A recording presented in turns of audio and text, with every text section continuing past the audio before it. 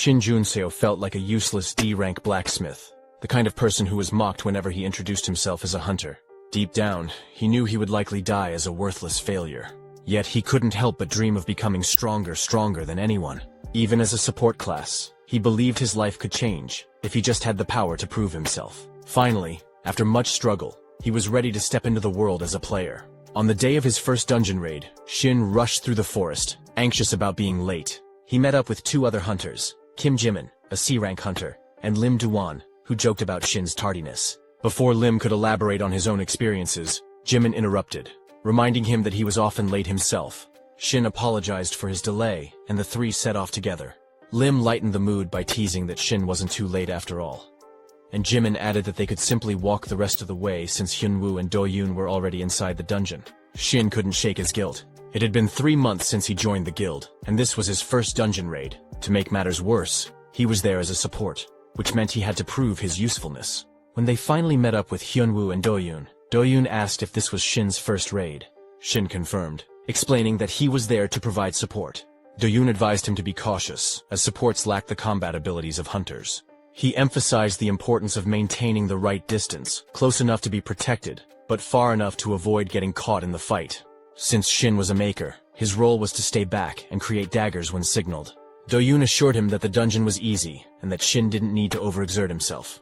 Just then, Lee Hyunwoo detected mana, signaling the presence of monsters nearby. Lim instructed everyone to prepare for battle, and they moved into formation. Do-yoon asked Hyunwoo for details, and Hyunwoo reported 3 small mana signatures and 1 large one, a boss monster.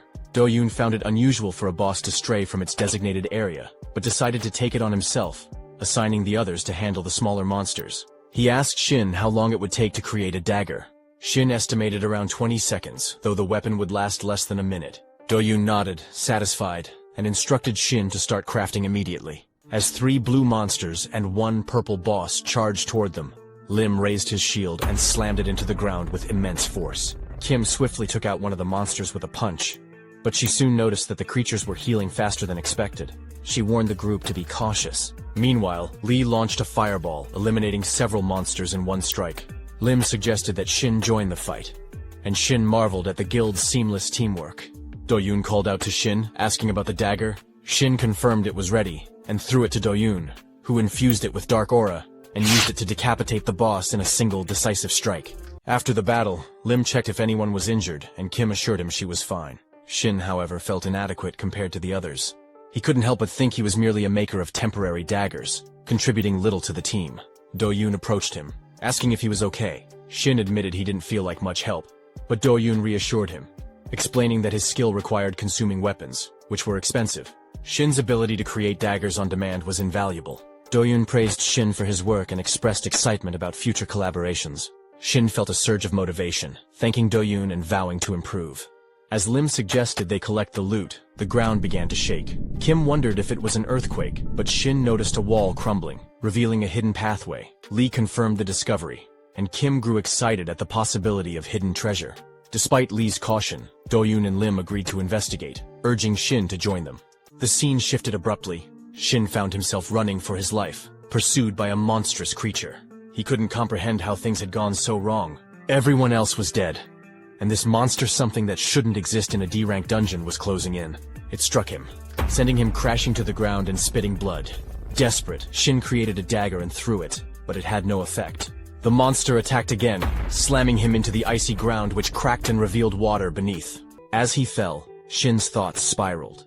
He wondered if this was how it would end, a D-rank support, unable to even use basic buffs like healing. He had finally found a guild that needed him, yet here he was, running like a coward. He questioned whether he should have ever become awakened, believing it was a dream beyond his reach. Suddenly, a screen appeared before him, announcing that he had discovered the spring and fulfilled all the conditions to become a player. As the message displayed, a bright light enveloped him, signaling the beginning of a new chapter. A screen appeared in front of Shin, displaying a notification that he had received a new reward and needed to decide whether to check it. He found himself pondering over this player concept and the nature of the reward. For a moment his mouth hung open as he considered drinking some water, but he quickly snapped himself out of his daze. He thought to himself that he didn't fully understand what was happening, and honestly, he didn't care. Deciding to act, he selected yes. Suddenly, a massive dagger materialized, forming a set of stairs that allowed him to climb out of the ice and stand up to face the monster. The system's voice echoed in his mind, informing him that he would inherit the experience of his previous life, and that the reward distribution had been completed. Utilizing his newfound power, Shin summoned several swords and launched them at the monster. The swords struck their target, and the creature was swiftly defeated. Shin was left bewildered, wondering what had just transpired. He felt unfamiliar memories beginning to take root in his mind, but before he could fully process them, the monster lunged at him again.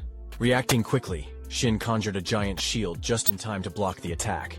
When the monster's punch slammed into the shield, Shin was shocked to find that he had taken no damage. Despite being a golem-type monster with incredible durability, the shield held at least temporarily. However, the monster's next strike shattered the shield, forcing Shin to step back. Drawing on the information from the emerging memories, he recalled that even though it was a golem-type monster, its weaknesses and the tactics to defeat it should still apply. The problem was that the monster didn't seem to have any obvious weak points, and it possessed a regeneration ability that made it even more formidable. Determined to gain the upper hand, Shin decided to use his skill, Grid World. The skill allowed him to materialize a grid within an equal distance radius, enabling anything created within it to move freely according to his will. It was recommended that he attack from multiple angles simultaneously. Shin unleashed the attack, sending the grid to strike the monster from all sides, breaking it into pieces, and finally killing it. Initially, Shin had thought of Grid World as merely an auxiliary skill, something to help him use his creations more efficiently. However, as the skill's proficiency grew, it became clear that it could also function as a powerful offensive ability on its own. A system window popped up, indicating that the monster had been defeated. Shin felt a mix of curiosity and confusion. Why couldn't he see the information about the dungeon monster? Suddenly, a purple aura gathered around him, and a magic ball appeared in his hand. The system notified him that he had activated the passive skill Magic Absorption, but Shin still had no idea what that meant. His thoughts wandered as he tried to make sense of the memories from his previous life. He could clearly recall a future where the world had fallen, filled with horrors too terrible to describe. Somehow, he had absorbed the experiences and knowledge from that future, but he realized it might not be the same future as the world he was currently in. Many things didn't add up, and the status screen in front of him was something he had never encountered in his previous life. It finally dawned on him that he had truly become a player. According to his memories, the term player referred to those few individuals who were chosen and had undergone an awakening. In his previous life, players didn't exist. In fact, 2 years from now, only a small number of awakeners would be selected to become players. A blue screen, visible only to those chosen, would appear, and a mysterious force called the System would shock all awakeners worldwide. It sounded almost like a joke, but it was enough to leave everyone in disbelief. The System wasn't the only thing granted to players. They also received unique rewards, strength, and skills that far surpassed what they had as awakeners. These rewards seemed to come out of nowhere, and once players began using them, their growth exploded compared to other awakeners. Thanks to the efforts of the guild leader, who was one of the first to become a player, the Dome Guild the guild Shin was part of had grown into a top-tier organization. While Shin hadn't played a direct role in that growth, it had been the catalyst for his development in his previous life. Standing confidently in a developing guild, he had once thought it was convenient when he first heard about it, but now he truly understood the advantage it had provided. He thought he could check the skills he would learn, and their proficiency in the system window, which was incredibly convenient. If his skill proficiency had carried over from his previous life, the skill he had used on the golem's corpse was something he hadn't possessed back then. He hadn't heard of any other players with a skill like that, so he wondered if it was unique to him. The skill gathered energy from contaminated mana, and he had a vague idea of how to use it, but he decided to think about it later. For now, he turned his attention to the other dead bodies, deciding that taking care of them was the priority. The scene shifted to the Hunter Association headquarters, where a woman asked a man if they had simply sent Shin home. The man was confused and asked what she meant. She explained that it was strange. A small guild had attacked an unconfirmed dungeon, resulting in an accident where 4 out of 5 members had died. The only survivor was a D-rank supporter. She said she would have understood if he had run away while the other hunters were fighting, but that wasn't the case. Shin had even taken care of the bodies and reported everything to the association. Since the gate had already disappeared, they couldn't confirm anything further. She then asked the man what he thought, mentioning that something felt off. The man questioned whether she really believed a D-rank supporter could kill a hunter. He patted her head with a file and told her to wake up, reminding her that this wasn't a civilian case. Even if something strange had happened, they couldn't figure out what had transpired in the dungeon. The woman mentioned that it was troubling, and the man agreed, noting that such incidents seemed to be happening more frequently these days. He explained that hunters who found a great dungeon and didn't report it were a problem. If they reported it to the association and it went to auction, all they would receive was some prize money. Instead, many chose to risk their lives by entering secretly, as it was almost impossible for a small guild to win a bid on a gate. He told her to call him if they needed additional investigation, and she agreed. As the man left, he glanced at the file, noting that the boy's name was highlighted. He couldn't shake the feeling that something was different about this case. The boy's behavior during the investigation hadn't been calm, which was understandable given his lack of dungeon experience and the fact that he had just witnessed a tragic accident. However, despite some missing details, Shin had explained everything clearly.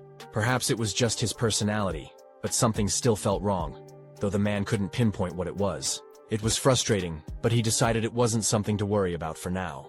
He would have to investigate further himself. Meanwhile, Shin was walking while using his phone, unable to shake the feeling that something was off about the unconfirmed gate. The dungeon didn't exist in the memories of his previous life, and when a guild member had checked the gate bid form, it had the association's stamp on it. Yet, it was still listed as an unconfirmed gate by the association.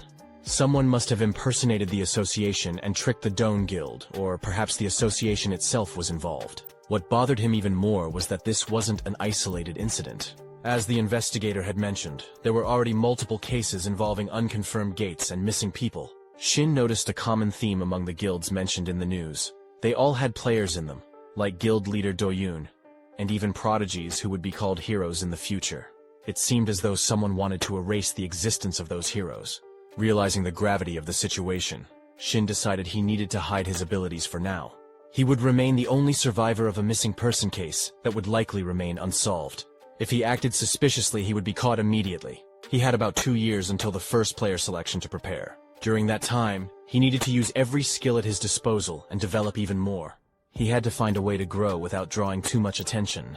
As he checked his usable skills, he found something interesting and clicked on it. A year had passed, and a group of individuals found themselves deep in a forest, battling ferocious monsters. As one of the boys struck a monster, his sword shattered, and the creature retaliated, sending him sprawling backward.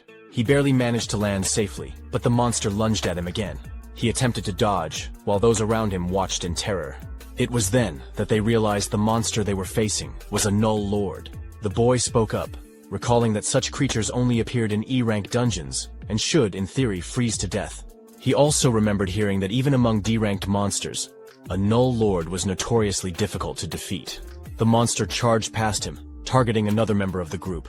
The second boy raised his shield to block the attack, but it was clear he was struggling.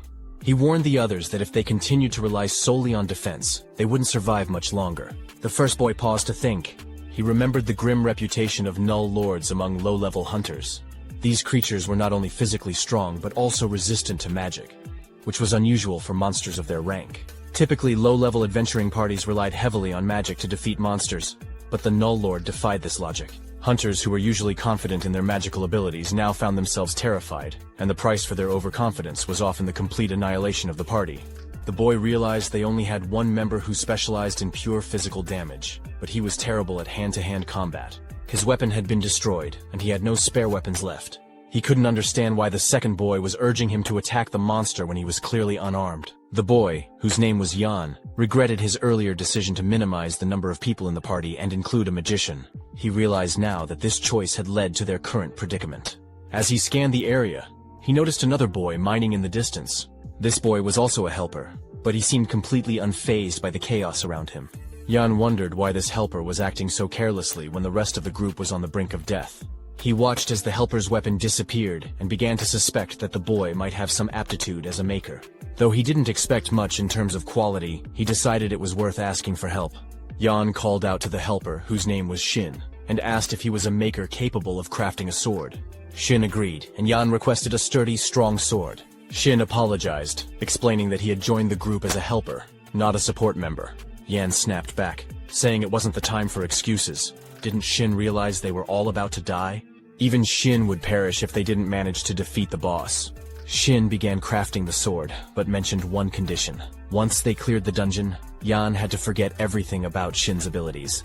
Additionally, when Yan received his share of the rewards, he would have to pay Shin the equivalent of an average support member's fee. Yan scoffed, doubting the quality of Shin's work. After all, if Shin couldn't even secure a job as a maker and was stuck working as a helper, how could they expect to clear the dungeon with his weapon?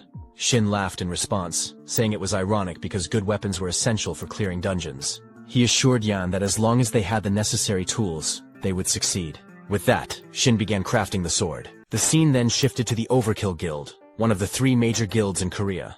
A girl knocked on the door of the president's office, and he called for her to enter. She informed him that the Awakeners Association had requested their cooperation, particularly regarding a dungeon with a rank error. She agreed with the president's assumption that, while the request appeared to be for cooperation, the association was likely willing to pay whatever Overkill demanded. The president noted that the other guilds didn't have much of a choice. The girl added that there were very few Awakeners capable of entering a gate that had been forcibly closed. The president was watching the news when he saw a report about a group of hunters who had entered a dungeon with a rank error. As he looked at the group's photo, he spotted Shin and realized he had seen him before. A few weeks earlier, a dungeon with a rank error had appeared in Sukadam, and the president had been dispatched to the area. He had dropped by the scene and remembered seeing Shin there. According to the report, Shin was listed as a helper. Rank error dungeons were still rare, and survivors of such dungeons could be counted on one hand. Shin had participated in 2 parties where everyone had survived not once but twice. The president couldn't dismiss this as a mere coincidence. The girl mentioned that rank error dungeons seemed to be appearing more frequently. Just a few days earlier, an E-rank dungeon had transformed into a B-rank one, resulting in the instant annihilation of the entire party. The president remarked that the Awakeners Association must be under immense pressure. The girl added that many people were criticizing the association, as it was their responsibility to estimate, analyze, and announce the rank of a dungeon. The president thought to himself that the association must be struggling. He suggested that those in their guild with the trespass skills should take on more commissions and monitor the situation closely. He then asked the girl about the task he had assigned her, finding a weapon maker of A rank or higher. She replied that she hadn't found one but had obtained a B rank weapon from a Japanese blacksmith. She asked if he wanted to test it. The president declined, explaining that any weapon below A rank would be destroyed as soon as he used his skills. He stood up and instructed her to continue searching, as he was reaching his limit of wasting weapons. Just then, someone entered the room and informed the president, Tahin, that something had happened. Tahin asked for details, and the man explained that he had checked the location of the dispatch request sent by the association. It turned out to be a D-ranked dungeon where some of their new recruits had entered as part of a free attack team. Tahin asked about the measured ranks after the entries, and the man revealed that the dungeon had been reanalyzed as a C rank or upper C rank. Tahin, looking serious, stated that he couldn't afford to lose his new recruits. It was an urgent situation, so he decided to go there himself. The scene shifted to the dungeon gate, where the media was reporting on the situation. The crowd saw President Tahin, accompanied by the girl and the man who had informed him of the crisis. Reporters began asking Tahin to comment on the ongoing issue of rank error dungeons. One reporter mentioned that the association had sent a cooperation request to Overkill for the dungeon entry, and asked if that was the reason Tahin had come in person, because his guild members were part of the attack team. A woman thanked Tahin for coming and revealed that the attack team consisted of 6 hunters, 2 supporters, and 1 helper. All of them had higher than required qualifications. But those numbers didn't matter now, as the dungeon had been reanalyzed as a C rank. Tahin asked how long it had been since the attack team entered, and the woman replied that it had been almost 2 hours. Tahin stated that he didn't know how many were still alive but would do what he could. Tahin, along with Min Husu, the girl who had accompanied him, stood in front of the dungeon gate. She handed him a sword, and he used his skill, Trespass, to slash through the air, creating a flare of energy that caused a strange black area to appear ahead. The skill allowed him to forcefully push through barriers, including dungeon gates, but it only affected the user, not the surrounding area. The sword broke as a result. After handing it back to Min, Tahin told her to be careful, and she wished him the same. He then entered the dungeon. Inside, Tahin noted the humidity, temperature, and foul smell, deducing that the dungeon was inhabited by some kind of reptile. The absence of pollutants on the floor suggested that the monster had a level of intelligence. Based on the dungeon's rank, he concluded that the monster was a lizard man. As he moved forward, he crossed numerous dead bodies of monsters, using the lizard man corpses to estimate the size of the group and their fighting capabilities. He also noted the level of distress the party had been in, as identified in the preliminary report. He feared the worst-case scenario that they were all dead by now. Suddenly, he heard a rumbling sound. Moving closer, he arrived at the location of the party and saw something he hadn't expected. A monster was attacking a hunter with a sword, while the other hunters continued to battle. Tahin observed from the side, noting that the lizard men were clearly overwhelming the group. Their speed and movement indicated that they were far stronger than the hunters. He saw one of the lizard men strike a hunter's sword, sending it flying. The monster was about to attack the unarmed man when Shin appeared, using his magic to create a sword out of thin air and block the blow. Tahin, still some distance away, wondered if it was magic. How else could a weapon materialize so suddenly? He watched as Shin used his abilities to craft the sword, and their eyes met in a brief but intense moment of recognition. Shin quickly counted the people around him. When he reached Tahin, the 10th person, he remarked that he was certain only 9 had arrived. Tahin, confused, wondered what Shin was talking about. Just then, another lizard man knocked a hunter back and prepared to attack. Tahin rushed in with his sword to intervene. Shin was astonished that Tahin had come to rescue them personally, especially since he was carrying a weapon he didn't even use. Shin speculated whether it might be a sphere weapon. Tahin blocked the lizardman's attack with his sword and ordered the others to fall back. With a swift motion, he unleashed a series of slashes, creating flares with his sword that cut down the lizardmen instantly. Tahin thought to himself that he hadn't even used his full strength yet. The weapon was clearly B rank, but it felt surprisingly weak to him. As Tahin defeated the lizardman, another one appeared and lunged at him. Tahin dodged the attack, causing the lizardman to crash to the ground. Shin approached Tahin and asked if this kind of wear and tear always happened when he used his skills, commenting that it seemed like the weapon suffered serious damage. Tahin wondered if Shin was trying to pick a fight with him. Shin then called out, urging Tahin to use his weapon properly and avoid destroying any more of the fragile weapons. Tahin was taken aback when Shin materialized a weapon with a single gesture. Not only was Shin a weapon maker, but he was also exceptionally skilled and competent far beyond the average. Tahin couldn't comprehend why someone so talented was acting as a mere helper. He had heard that low-grade supporters often took on helper roles due to financial constraints. Shin took Tahin's weapon and mentioned that there would be a condition. Once Tahin cleared and left the dungeon, he had to forget everything about Shin's skills and Shin himself. Tahin raised an eyebrow, asking if Shin thought he could simply forget because Shin wanted him to. Shin replied that if Tahin didn't agree, he could go ahead and smash all his high-class weapons. Tahin considered the offer. He knew the weapon might break the moment Shin used a skill on it, but having more weapons couldn't hurt. Reluctantly, Tahin agreed, promising to forget about it. Shin smiled, saying that was great, and told Tahin to go wild. Tahin rushed to attack the lizardman, flaring his sword and breaking the monster's weapon. Shin watched in surprise, having expected Tahin to merely deflect the attack. Instead, the opponent's weapon was destroyed first. Tahin's control over his weapon was far beyond what Shin had anticipated. Shin wondered if Tahin's weapon was just that much stronger. Intrigued, Shin thought to himself that the weapon maker must be capable of manifesting at least a B-rank weapon on the spot. This was getting interesting. Shin decided to test the weapon's capabilities further. He cranked up the power, stabbing the lizardman and using a fire blast. After that, he jumped behind the lizardman, stabbed the weapon into its head, and released another blast of fire. The lizardman spat out green blood as it collapsed. Tahin stood there staring at the weapon Shin had made, now covered in blood. To his surprise, there wasn't a single scratch on it. Before he could ponder further, the newbies from his guild appeared, calling out to him. They thanked Tahin, saying it was because of him that they were alive and safe. Tahin replied with relief, noting that none of them seemed badly hurt. They explained that they hadn't been able to fight with their own weapons, but had managed to hold out thanks to Shin. Tahin turned to Shin and asked for his name. Shin wondered why Tahin would want to know the name of a mere helper. Tahin replied that they should at least know each other's names and introduced himself. Finally, Shin approached and introduced himself as well. He mentioned that he would leave the magic stones at the dungeon's entrance. The others agreed, but Tahin asked Shin to accompany him to the boss room. Shin hesitated, stating that he was just a helper. Tahin insisted, explaining that the dungeon had turned into an error dungeon, meaning no one could leave unless the boss was defeated, whether they were a helper or a supporter. Shin responded by saying that Tahin was more than capable of taking down the boss himself. Tahin countered, pointing out that, as Shin had seen earlier, no other weapon could handle his skills. No matter how skilled Shin was, it would be pointless if he just ended up smashing the weapon Shin had made for him. Shin assured him that the weapons he made wouldn't break. Tahin argued that while Shin might believe that, this was an error-class dungeon.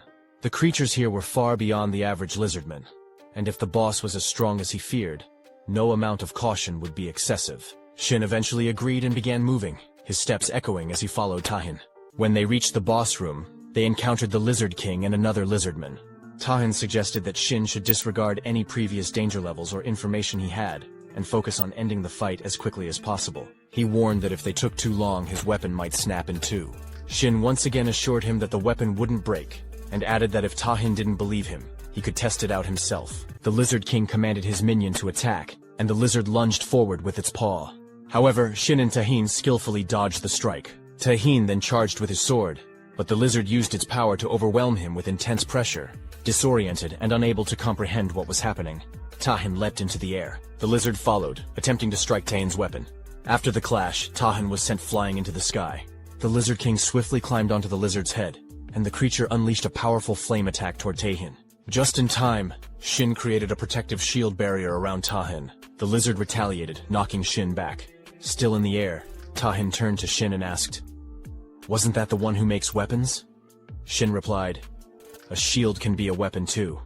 Haven't you been hit by one before?" Tahin flared his sword, promising that once they got out of there, he would have plenty of questions for Shin. The Lizard King then conjured a long chain to strike Tahin. However, Tahin effortlessly stopped the chain with his fist, causing it to wrap around his sword. As the lizard tugged on the chain, Tahin was pulled closer. Shin, urging Tahin to focus, told him to stop playing around and fight properly. In response, a second sword materialized in Tahin's other hand. Tahin, noticing the new weapon, questioned, "Didn't you tell me to test him? Shouldn't it be something for a pet?" The weapon captured by the chain vanished, and Tahin used his second sword to strike the lizard with several swift slashes as he closed in. The Lizard King watched intently, but Tahin threw his sword at him, followed by a powerful kick that sent the Lizard King reeling backward.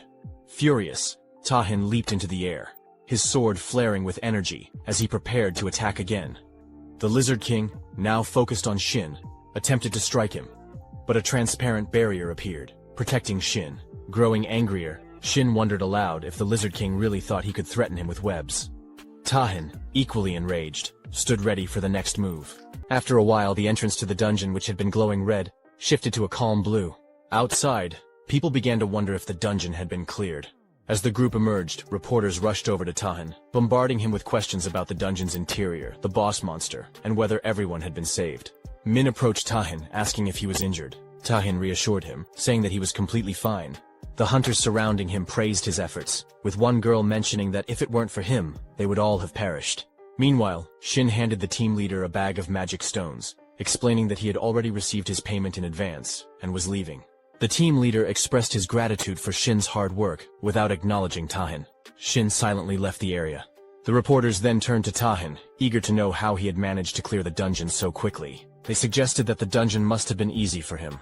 Tahin shook his head in disagreement, and just as he was about to mention Shin's role, he realized that Shin had already gone. A girl spoke up, commenting that while everyone else had been blocking and working together, Tahin had handled the majority of the threats on his own. She asked Tahin how everything had gone. A boy chimed in, expressing that all of their weapons had been destroyed, and that he had no idea how dangerous the situation had been. He added that if it weren't for Tahin, they would have all been wiped out long ago. Tahin, slightly confused, asked the boy what he was talking about. The boy explained that when it came to the weapons, it was thanks to the person who had been crafting them for the group, which allowed them to last as long as they did. He apologized to Tahin and inquired about the support who had come as a helper and weapon maker. The boy seemed unsure about the weapon maker, acknowledging that the helper was indeed a support role, but wondering if that person had any special abilities.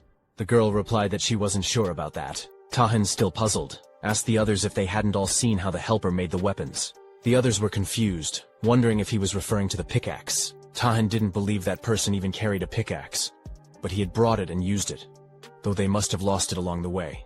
Tahin then realized that the person had mined all the mana stones. As Tahin wondered what was happening, he remembered that they had all received weapons from the same person, yet it felt as if they had forgotten that fact. He recalled Shin giving him a sword and telling him to forget everything related to his abilities. Tahin then thought about the rental pay, and how the person had used a skill exclusive to an A-rank or higher maker. Just then, a man called out to him, and Min noticed something was off. Tahin handed a container to the man, then turned and left to search for Shin, wondering where he had gone and if he had already left. Meanwhile, Shin had been hiding while Tahin searched for him. Min and the man approached, asking Tahin what was wrong. Tahin called out to Min, telling her that he needed her to find someone for him. As Tahin sat in his guild office, several men arrived with information about Shin's location. They reported that around 10 warriors that same day, Shin, accompanied by a 5-member team, had entered a D-rank dungeon near Sampo. Tahin nodded in agreement, mentioning that Sampo wasn't too far away. The men hesitated before asking him a question. One of them inquired why Tahin was so interested in a D-rank maker like Shin. Tahin pondered for a moment, wondering if that was how it appeared to her. He reflected on how, on the surface, It was easy to dismiss Shin based on his status and background, which clearly indicated he was a D rank. However, Tahin knew better. The rental pay skill alone disproved everything. The level of skill in that ability was beyond anything Tahin had ever seen before. It wasn't just an ordinary skill. It was something with the potential to bring about great fortune. Yet it seemed that Shin was using it only to conceal his true identity. A weapon maker with such talents could easily reach a level far higher than D rank. And Tahin was certain he would understand more when he finally met Shin again. At that moment, he would no longer feel the same doubt. Tahin would be able to use his full power without worrying about the weapon breaking. Over the years, Tahin had encountered countless blacksmiths who were considered great artisans, but none of their creations had ever met his expectations. He had tested the weapons of renowned blacksmiths, but every single one had eventually broken, unable to withstand his power. To make matters worse, the weapon-making abilities of most creators were limited to traditional forms of weapons. However, Shin's abilities were clearly something different. The weapons created by Shin far exceeded the limitations of ordinary abilities and weapon forms. It was as if those limitations simply didn't exist with Shin's abilities. Even the most difficult feats were possible things that Tahin hadn't been able to accomplish before, simply because he lacked the right weapon. Tahin considered the usual clearing time for a D-rank dungeon by a 5-member party. It typically took around 4 hours, and they had only 1 hour left. He then turned to Min and asked about his schedule for the day. She informed him that at 7 p.m., he had a meeting with the guildmaster, Kimu. Tahin decided to leave, instructing Min to cancel the meeting, as he needed to leave ahead of time. He wanted to avoid any chance of missing Shin. The scene shifted to the dungeon, where a boy in armor had just defeated a boss. He was in shock, realizing that the ribbon used by the helper was indeed made by Shin. If such mana could destroy a boss weapon, Shin must surely be at least B rank. When the man's weapon shattered into 2 pieces, the boy thought they were done for. However, to his surprise, he hadn't anticipated that the person who had entered as a mere helper would possess such an incredible ability. He marveled at the quality of Shin's work, admitting he had never seen anything like it before. Grateful, he thanked Shin, acknowledging that if it weren't for his help, they would have failed. He suggested that they should recruit him. A girl nearby agreed, commenting that it was a shame Shin was still going around as just a helper. The boy agreed, noting that Shin certainly had a good eye for this kind of thing. Shin, however, was deep in thought. He realized he had used more mana than he had anticipated. He hadn't expected to encounter a party struggling so much, especially since it wasn't an error dungeon. As he began collecting the magic stones, he thought that if only he had just a little more mana left back then, things wouldn't have gone so poorly. He recalled the intense heat that had filled the dungeon earlier, especially after defeating the golem. Once he had used up all his mana, the heat dissipated and never returned. The mana he felt now was no more powerful than that of a typical D-rank awakener. Still, there was relief that he hadn't encountered any major problems while crafting the weapons. Shin also reflected on how his past life memories had helped him in ways he hadn't expected. The maker's basic skill, creating, was designed to aid in the creation of specific objects. It was a highly intuitive skill, where the quality of the item created was directly proportional to the mana used. However, there was still one unknown aspect. Another method that could enhance the performance of the skill, which Shin had yet to uncover. What he did know was that the deeper his understanding of the object he was crafting, the higher the quality of the creation. The most remarkable aspect of the ability was that as the quality of the item increased, the efficiency of the mana also improved. This meant that even when using the same amount of mana to create identical objects, the quality would vary meaningfully based on the creator's level of understanding. After his hidden ability was revealed, Shin found himself reflecting on the various training he had undergone. He remembered his horse training, the material research, the lessons he received from a hunter as a support, and his time spent in the workshop learning the intricacies of crafting. Despite all this, the excitement he felt was more intense than he had expected. He continued mining, thinking that while he didn't know exactly how much better his abilities would become, he knew that in comparison to the mana he was using, the quality was improving. However, it was clear that there were still limitations, both in crafting and in using the rental pay skill. The process was still clunky, and he struggled to use both abilities effectively at the same time. As he gathered the magic stones, he thought about how expensive mana-related equipment was. That was why, for the time being, he couldn't afford to purchase any of it. Just a few more mana points, he thought, knowing that mana-related items were among the few things that could be mass-produced. He made a mental note to order more potions. Although his earnings as a helper were modest, he was still struggling to get by. No one would accept a D-rank maker as a full-time support, so he didn't have many options. But at least the results of his efforts were promising, and for that, he was relieved. He opened his status window and saw that there was only a small amount left until he reached his mana absorption goal. About 20% remained. He realized that a few dungeon clears wouldn't be enough. A single mana clear only contributed just over 1% of the total mana, and the efficiency was far too low. The only remaining option, it seemed, was to enter an A-rank error dungeon to absorb a large amount of mana at once. Entering the ranker dungeon was the only method. Unlike other dungeons, it allowed for significantly more mana absorption, which was exactly what he had been seeking. The problem was that he couldn't predict the difficulty of the ranker dungeon before entering.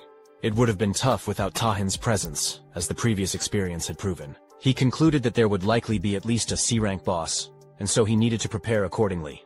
The only way to grow as a D-ranked awakener, for now, was to focus on the rewards gained from mana absorption. The team leader acknowledged their efforts and appreciated their work. As they were leaving, he mentioned they would meet again in the future. Shin felt satisfied that he had created lasting memories with them. Just then, Tahin caught up to him and asked if Shin remembered him. Shin realized his efforts hadn't had much impact, and, in response, asked Tahin if he would believe him if he said he didn't. Tahin responded by handing him a card. Shin inquired what kind of work Tahin wanted from him. Tahin explained that he had something important to discuss, which was why he was asking for a little of Shin's time. When Shin saw the Overkill Guild name on the card, he recognized it as one of the top 3 guilds in Korea. He knew he wasn't in a position to get involved with such a prestigious guild yet, so he needed to find a way to politely decline. Shin claimed he didn't have any time, mentioning a prior dinner appointment. However, as he tried to leave, Tahin placed a hand on his shoulder and insisted that Shin wouldn't regret the conversation. Tahin assured him it would be quick, and even offered to treat him to dinner. Shin retorted, noting that as the guildmaster, Tahin must have plenty of time. Unlike a low-ranked supporter like him, Tahin admitted this was true. Shin wasn't thrilled about it, but he realized he needed to gauge how much the rental fee had affected Tahin.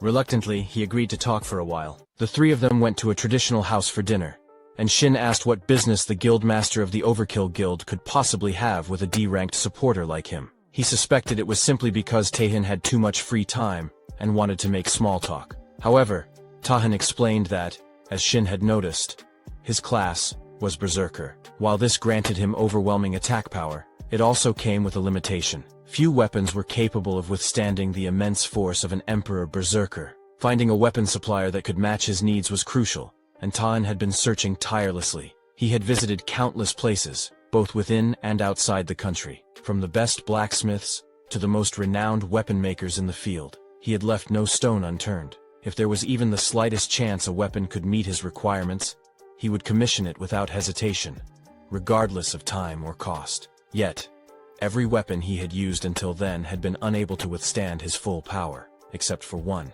a sword created by Shin. Shin realized then that the rental payment hadn't affected Tahin at all, and he didn't believe there was a nullification skill in the Berserker class. Tahin's careless confidence made Shin wary. He knew he would need to be cautious when using such a strategy with a higher-level hunter. Sensing the change in Shin's demeanor, Tahin decided to be more direct. He asked if Shin would be interested in joining his guild, knowing that Shin wasn't currently affiliated with any. Tahin promised that if he joined, Shin would receive the best possible treatment. He offered Shin a contract fee of 10 billion, along with separate payments for operational expenses and dividends. The contract would be for 1 year, and each time it was extended, the fees would increase by 10. Just as Tahin was about to explain that the exact details would be in the contract, Shin quickly apologized, stating that he had no intention of joining a guild, and would have to decline the offer. With that, Tahin had nothing further to discuss. Shin stood up to leave and thanked him for the meal. Tahin called out to him once more, but Shin didn't stop. Min, who had been quietly observing, asked Tahin why he had made such an offer to Shin. There seemed to be no clear reason for it, yet the conditions were trivial. Tahin responded by saying that if Min were in his situation like Shin, she wouldn't question the offer. He continued, mentioning that while the weapon Shin had created hadn't fully reached his potential, it was the first one that felt like it could withstand everything he had to give. Min hesitated, still unsure, but Tahin pressed on. It wasn't just about the sensation of the weapon itself. He asked her to consider the total sum of all the high-level weapons he had destroyed over the past year. Min realized then that the guildmaster's expenses on weapons were astronomical, especially when factoring in the cost of those weapons being destroyed because they couldn't handle the pressure. If a weapon wasn't above a certain rank, his abilities wouldn't even be fully unleashed. Min then remarked that if that were the case, the contract fee Tahin offered would mean very little. However, The issue until now had been that no one, not even those considered the best in the field, had been able to craft a weapon that could withstand such power. Taehin responded by explaining that the fact Shin had this ability was exactly why he wanted to recruit him at any cost, regardless of the offer he made. As Shin walked away, he thought to himself that there might come a day when he would have to turn down an offer from one of the top 3 guilds, the Overkill Guild, and from Taehin himself. While the offer was tempting, he knew it was still too early for him. He decided to wait patiently, certain that Taehin would come back to him again. The scene then shifted to a dungeon where several goblins were being slain. Suddenly, one boy's arm was severed by a mysterious figure. Another boy, witnessing this, asked the man who he was. The man wielded a giant sword, and his actions were so striking that they would be remembered for a long time. At a moment like this, most people would be whining or begging for their lives, losing consciousness from the pain. But this person, the one who would eventually become a hero, was different. He stabbed the first boy, killing him without hesitation. The second boy, stunned and confused, wondered what had just happened. Was the man trying to kill them all and take their trophies? The man, not concerned with such a mundane reason, responded that it wasn't his intention to explain himself. He saw it as a waste of energy to explain anything to someone who was about to die, but he would share everything if the boy managed to defeat him. So, the boy had better hurry and try. The boy realized the man was not an easy opponent. At this ambiguous distance, he would surely die. So he resolved to either lose an arm or a leg in an attempt to fight back. He charged at the man. But the man blocked the attack effortlessly with his massive sword, and swung it back with such force that the boy's sword was sent flying into the air. The boy was stunned. The man then kicked the boy with such strength that he was knocked back. Disappointing, the man muttered. Excited by the fight, he said it was his first hero-ranked subjugation in a year. However, to think that the boy was such an insignificant opponent was a letdown. Still, he commended the bravery it took for the boy to challenge him. The boy, now on the ground and realizing his fate, pleaded for his life. The man coldly replied that he would send the boy off cleanly, and with that, he slashed him dead. As the boy fell lifeless, the man moved forward, reflecting that he had hoped for a more challenging fight. It hadn't even served as a decent warm-up. The boy had worn an unfair expression in his last moments, but there was no need for concern. The report would make it clear that they had fought valiantly against the boss and died heroically. He tossed the dead body of the boy aside, remarking that this was a common occurrence in a rank error dungeon. He checked the collection of photos of the deceased, noting that his collection was growing, and that he lived for moments like this. The only thing that felt strange to him were the heals. The energy they gave off unsettled him. He told her to hide them for now, or at least make it less obvious. When the priestess arrived, she emerged, apologizing for the delay. She explained that she had come in haste because there were precious ingredients nearby. He raised an eyebrow, wondering what could possibly be so valuable, but he dismissed it, thinking that all those people were idiots. That's why he had warned her not to listen to the priestess and to wait a little longer. She wondered aloud about his words and asked if he was implying that he wanted to go against the wishes of the executive. He scoffed and referred to the executive as a sensitive bastard, explaining that he was simply suggesting they clean up the situation first. She offered to handle it, assuring him it was her specialty. He reminded her not to forget their promise, that she would let him face an S-rank hunter, and that was the only reason he had been associating with her. He also added that he hadn't been able to fully unleash his power yet, and wanted the opportunity to do so without any hesitation. She agreed, reassuring him not to worry, as she would contact him soon. She tore open the belly of the dead body, wondering what would emerge next. Suddenly, a monster appeared from within the corpse. Her eyes lit up with excitement as she called it the child, confirming that the Excelsior had been right after all. The scene shifted to a portal where a group of hunters was gathered. Shin approached a man who was concealing his face with a mask and carrying a weapon case. He was visibly surprised when he saw the man, and it was none other than Taehin. Taehin seemed just as surprised to see Shin, and wondered aloud why he was there. Shin asked him why he had come, and Taehin replied with a grin, noting that Shin had a good eye for recognizing him. Shin explained that he only knew one person who carried a weapon case like that, and then asked Taehin again why he was there. Taehin responded that he was there to attack the gate. Shin raised an eyebrow and asked why a D-rank gate, of all things. Taehin explained that the guild member who was supposed to enter had suddenly fallen ill, so he was filling in as their substitute. Before Shin could say anything more, a man called out to them, urging everyone to head inside. Taehin turned to Shin and said, "Let's get going."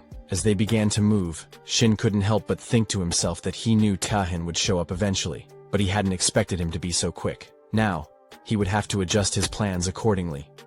They all finally entered, and Tahin turned to Shin, asking why he had refused to join the guild. Shin replied that he had already rejected the offer and didn't want to discuss it any further. A boy asked a girl if she had heard about the auction for the C-rank gate that had taken place that morning in Chunshin. The girl confirmed, and the boy told her he had heard that the Hewn Moon Guild had acquired it in one go. She agreed, mentioning that her friend was there, and had heard the bidding had reached such a high price that no one else dared to compete. Shin, overhearing this, thought to himself that the Hewn Moon Guild had purchased a C-rank gate, and he wondered if they had found something special inside. Tahin then asked Shin if he was interested in buying gates himself. He explained that if Shin joined their guild, he would easily be able to acquire special gates above B rank, as there were certain privileges that came with the guild's name. Shin reflected on Tahin's words. To most awakeners, the name of their guild was of utmost importance. It not only brought them the envy and admiration of the public, but also granted them opportunities for other lucrative jobs, along with incomparable revenue and rewards. Furthermore,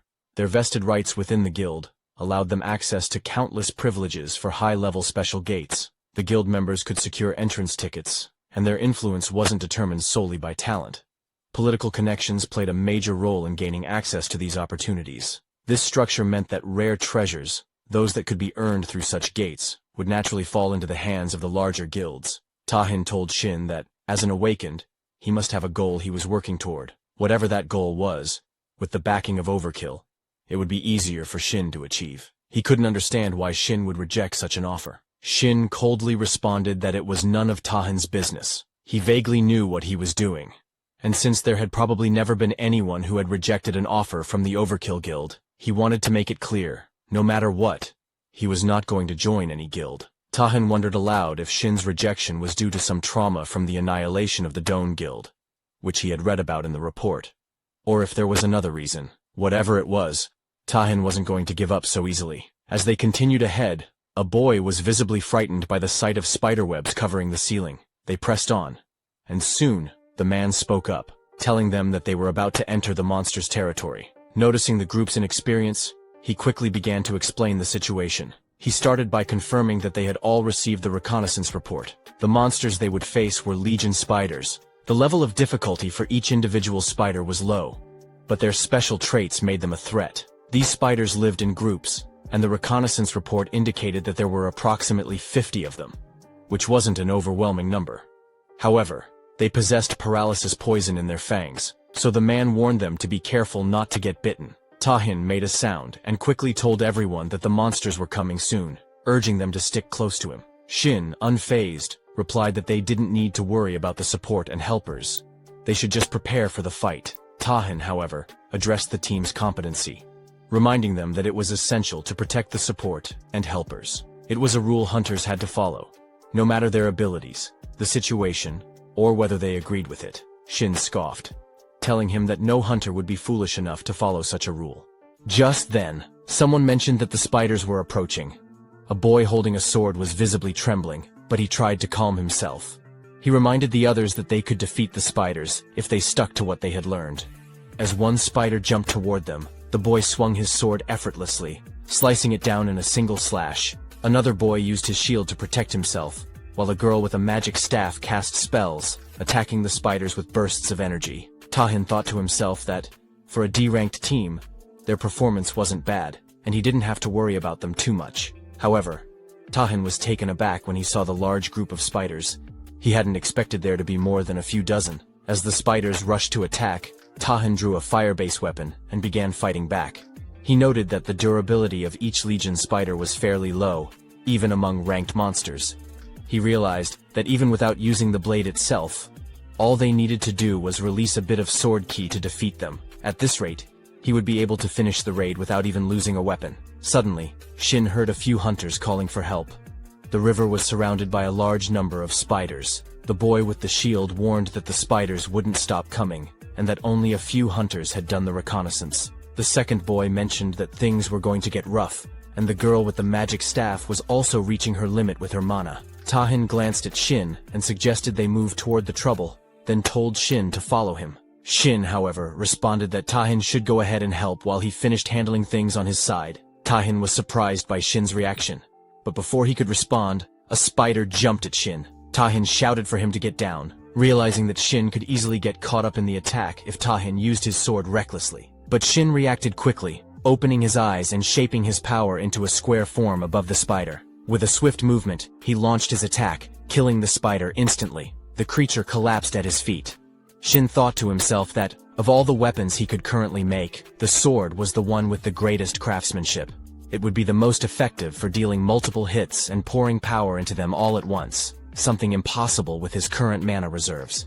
But if he could harness his power this way, there was nothing better. Shin focused his energy, directing it like a sword, and with a swift motion, launched it at all the spiders in his vicinity, cutting them down in a single strike. Tahin watched, surprised, as Shin stood atop the head of one of the fallen spiders, his movements calm and precise. The sword had been stabbed into the spider's body, and Tahin was surprised by the wide area attack. He thought the battle must have lasted at least 10 seconds, yet Shin had managed to deal with all the dozens of Legion spiders in that short time. Tahin wondered if Shin had used materialization in the fight, but quickly dismissed the thought. After all, Shin was a talented support who would hold his own. On the other hand, Shin was wondering what Tahin was doing, and decided to go help the others. He saw that the three of them were surrounded by spiders, and the creatures were getting closer. Tahin realized the situation wasn't looking great, and they would talk properly once everything was resolved. Shin pointed to his bag, signaling Tahin to take care of the situation, as people might not believe that a helper could do such things. Tahin quickly rushed in with his sword, and started attacking the spiders. After he defeated them, a man thanked Tahin for his help, saying they wouldn't have made it without him. The man was a little surprised though, as he hadn't expected Tahin to be the guild master of the Overkill Guild. Tahin apologized for not revealing his identity earlier, but mentioned he had just been quietly investigating the dungeon. The girl was shocked by his apology. She couldn't believe they had survived because of him. Watching him take down the spiders with such skill was so cool, and she even asked if she could take a picture with him once he was free. Someone came by and interrupted, and the girl quickly saw this as her chance to approach the boy holding a lantern. Then, Shin showed up, apologizing for being late. They started collecting the byproducts as they went. After exploring the area, they found that there were no other masters around, and they figured out how to go even deeper. The boy in armor suggested that they shouldn't continue the raid any longer. It was unfortunate, but he thought they should call it off. The first boy, not understanding, asked why they had to stop when there wasn't much left. The boy in armor explained that the number of Legion spiders and the geography of the dungeon were completely different from what the reconnaissance report had shown. He went on to say that the dungeon existed past gates that separated it from their world. These dungeons were home to bizarre creatures and landscapes that could be found on Earth. The whole concept of dungeons and the awakened wasn't fully understood yet. For the newly awakened, the most important thing was information about the dungeon. Unfortunately, not many awakened individuals could adjust to environments they would never encounter before. This meant that failing the raid, especially in a worst-case scenario, could lead to death. That's why the role of scouts had become so vital. They awakened with the ability to detect or hide their traces, started gathering, and took on dungeon reconnaissance commissions. As a result, the dungeon clear rate began to rise significantly, and these individuals came to be known as scouts.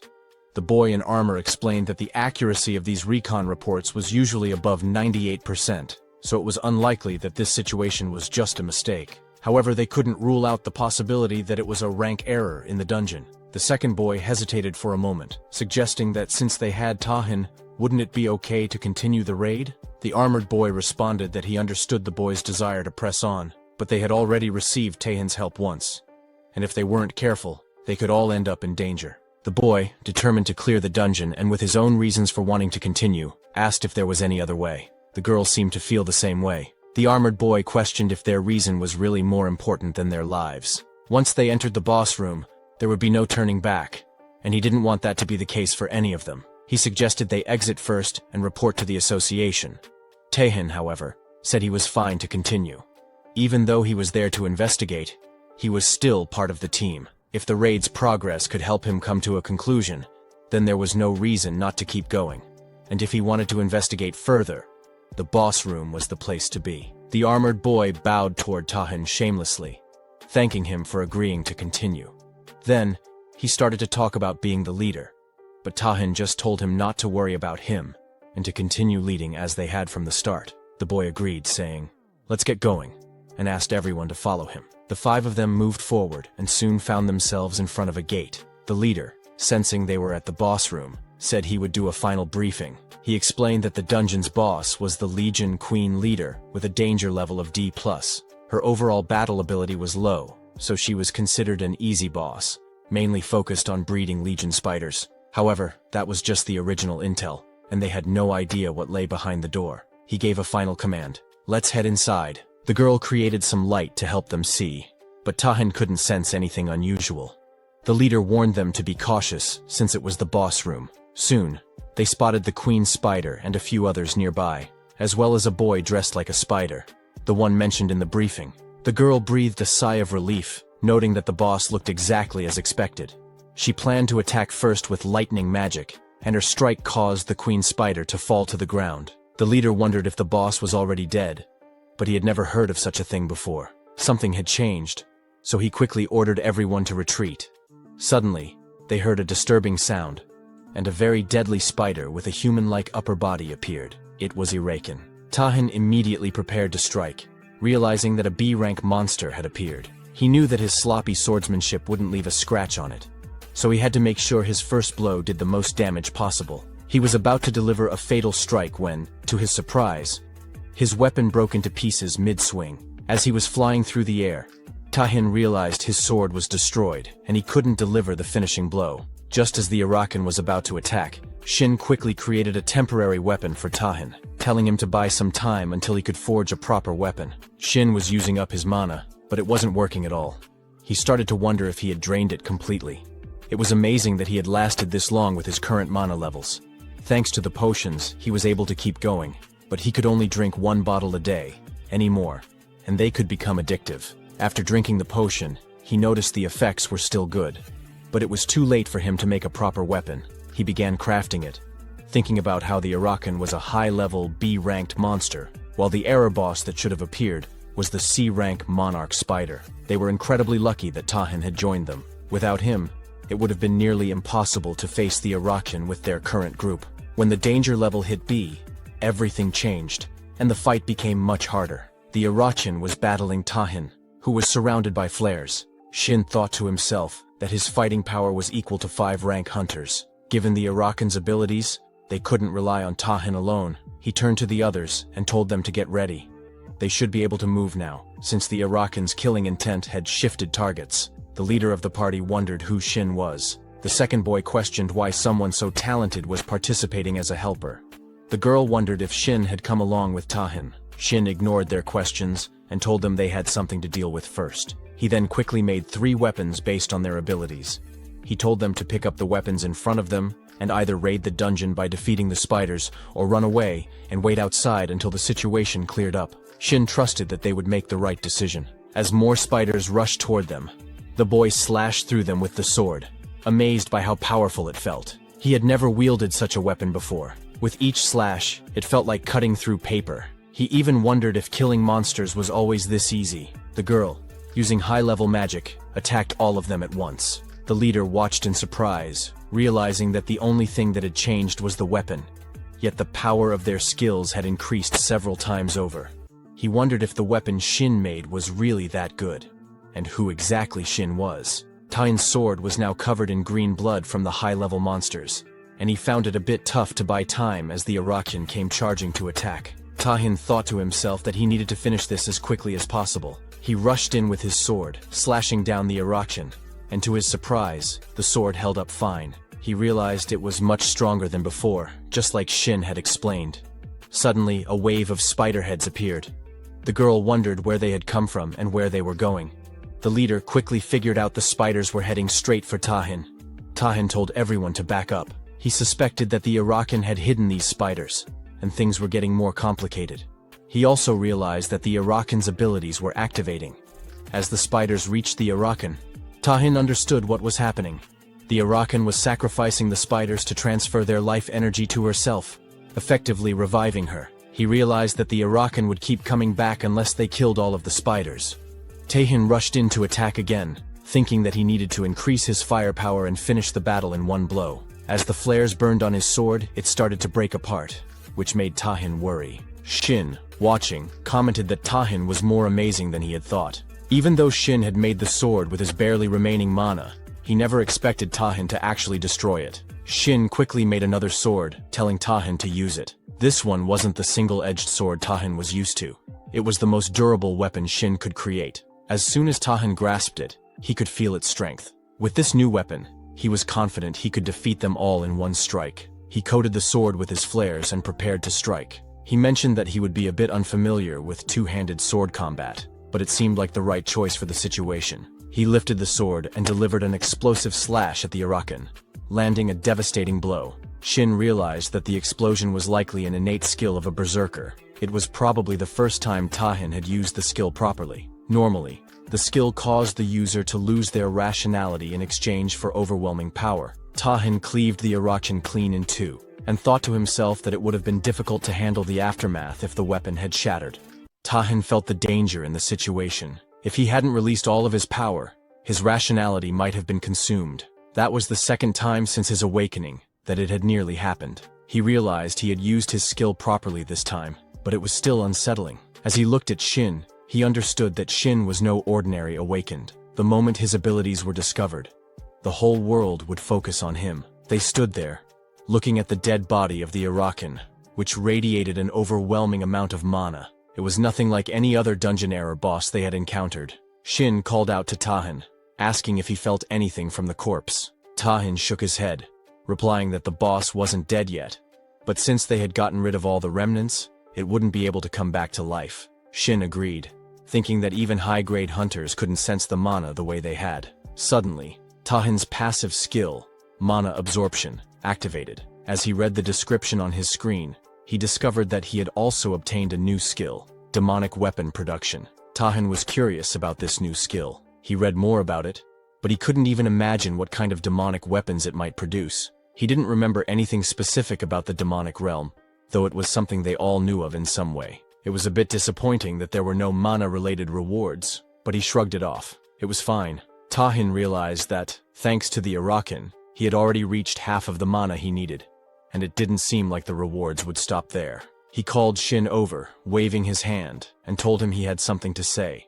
Shin, curious, asked what it was. Tahin bowed deeply, and began by apologizing. Regardless of his refusal, Tahin admitted that it had been impolite of him to ask Shin to join their guild, both as a person and as a guild master. He offered his sincere apologies. Shin was taken aback by this sudden change. The leader of the party was equally shocked to see Tahin bowing to Shin, a D-ranked helper. But then again, considering Shin's earlier abilities, it was clear he wasn't just any normal person. The leader thought that Shin might actually be a hidden talent of the Overkill Guild. The boy and girl arrived, with the boy mentioning that they had searched everywhere and there were no remnants left. The girl added that she thought the Arakan must have taken all the monsters in the dungeon earlier. The boy looked impressed and remarked that the weapon was amazing. It sliced through monsters without the need for any energy. The girl agreed, saying she had never heard of a weapon maker like that before, and wondered if Shin was somehow related to the Overkill Guild. The leader motioned for them to leave and contact the association. The boy, still curious, asked if there was any particular reason they should leave so soon. The girl agreed, saying she wanted to thank Tayin and the helper first. The leader turned to them and quickly urged them to leave the area, calling it a disgusting place. The boy agreed and asked him to stop rushing them as they were leaving. The leader glanced back, thinking it was clear that the helper must be connected to the guild. It was good to leave now without attracting any unwanted attention or getting involved with the affairs of a big guild. Things would only get tiring for them. However, he couldn't help but think that, no matter the emergency situation, revealing that kind of power so easily was different from what a big guild would usually do. Such guilds tended to emphasize security and caution. Shin agreed with the leader, mentioning that even though Tahin had used the rental pay, it was strange to see him bowing his head to just anyone. Tahin then spoke up, telling them that the guild wouldn't bother Shin anymore. He wouldn't follow him around, but that didn't mean they were giving up. It was his first real opportunity, and he wanted to make a contract. He promised that Shin would like the terms. The next morning, Shin arrived at the Overkill Guild and met Min. She greeted him warmly, saying it was nice to see him again. She introduced herself as the attending secretary of the guild, and said she was in charge of the contract proceedings for the day. She handed him a document to sign. Shin thanked her, mentioning that Tahin had said he would contact him right away, but he hadn't expected it to be the next morning. Min explained that Tahin had told her to proceed with everything as quickly as possible. She had wondered what this was all about, and felt like things were getting more serious than he had anticipated. Min mentioned that the room they were in was a special reception area inside the guild, one with particularly strict security. She reassured him that if he was worried about any leaks, there was no need to be concerned. She handed him a paper, explaining that it was the contract with the conditions Tahan had discussed with him inside the dungeon. She added that while it would take some time, the contents of the contract could be changed if necessary, so he should feel comfortable sharing his thoughts. As Shin looked at the document, he realized it was exactly as Tahan had described in the dungeon, and it felt much more real seeing it organized like this. He set the paper down and told Min that there was no issue, so they could proceed. He reflected on his conversation with Tahan in the dungeon, where Tahan mentioned that he would be an unofficial supporter. Although it was just a guess, Shin now vaguely understood why Tahan had been so reluctant to join a guild. For a number of reasons, he needed to hide his true identity. If that assumption was correct, this offer could be of help.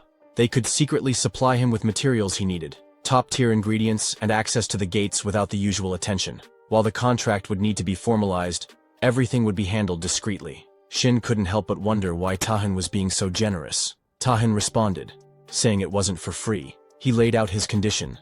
Shin would need to help him with the commissions he personally assigned. However, Tahan clarified that he wouldn't force him. If Shin didn't like the commission, he could refuse. Shin then asked, "What if I only take the support and don't help with anything?" Tahan smiled and told Shin that it was fine.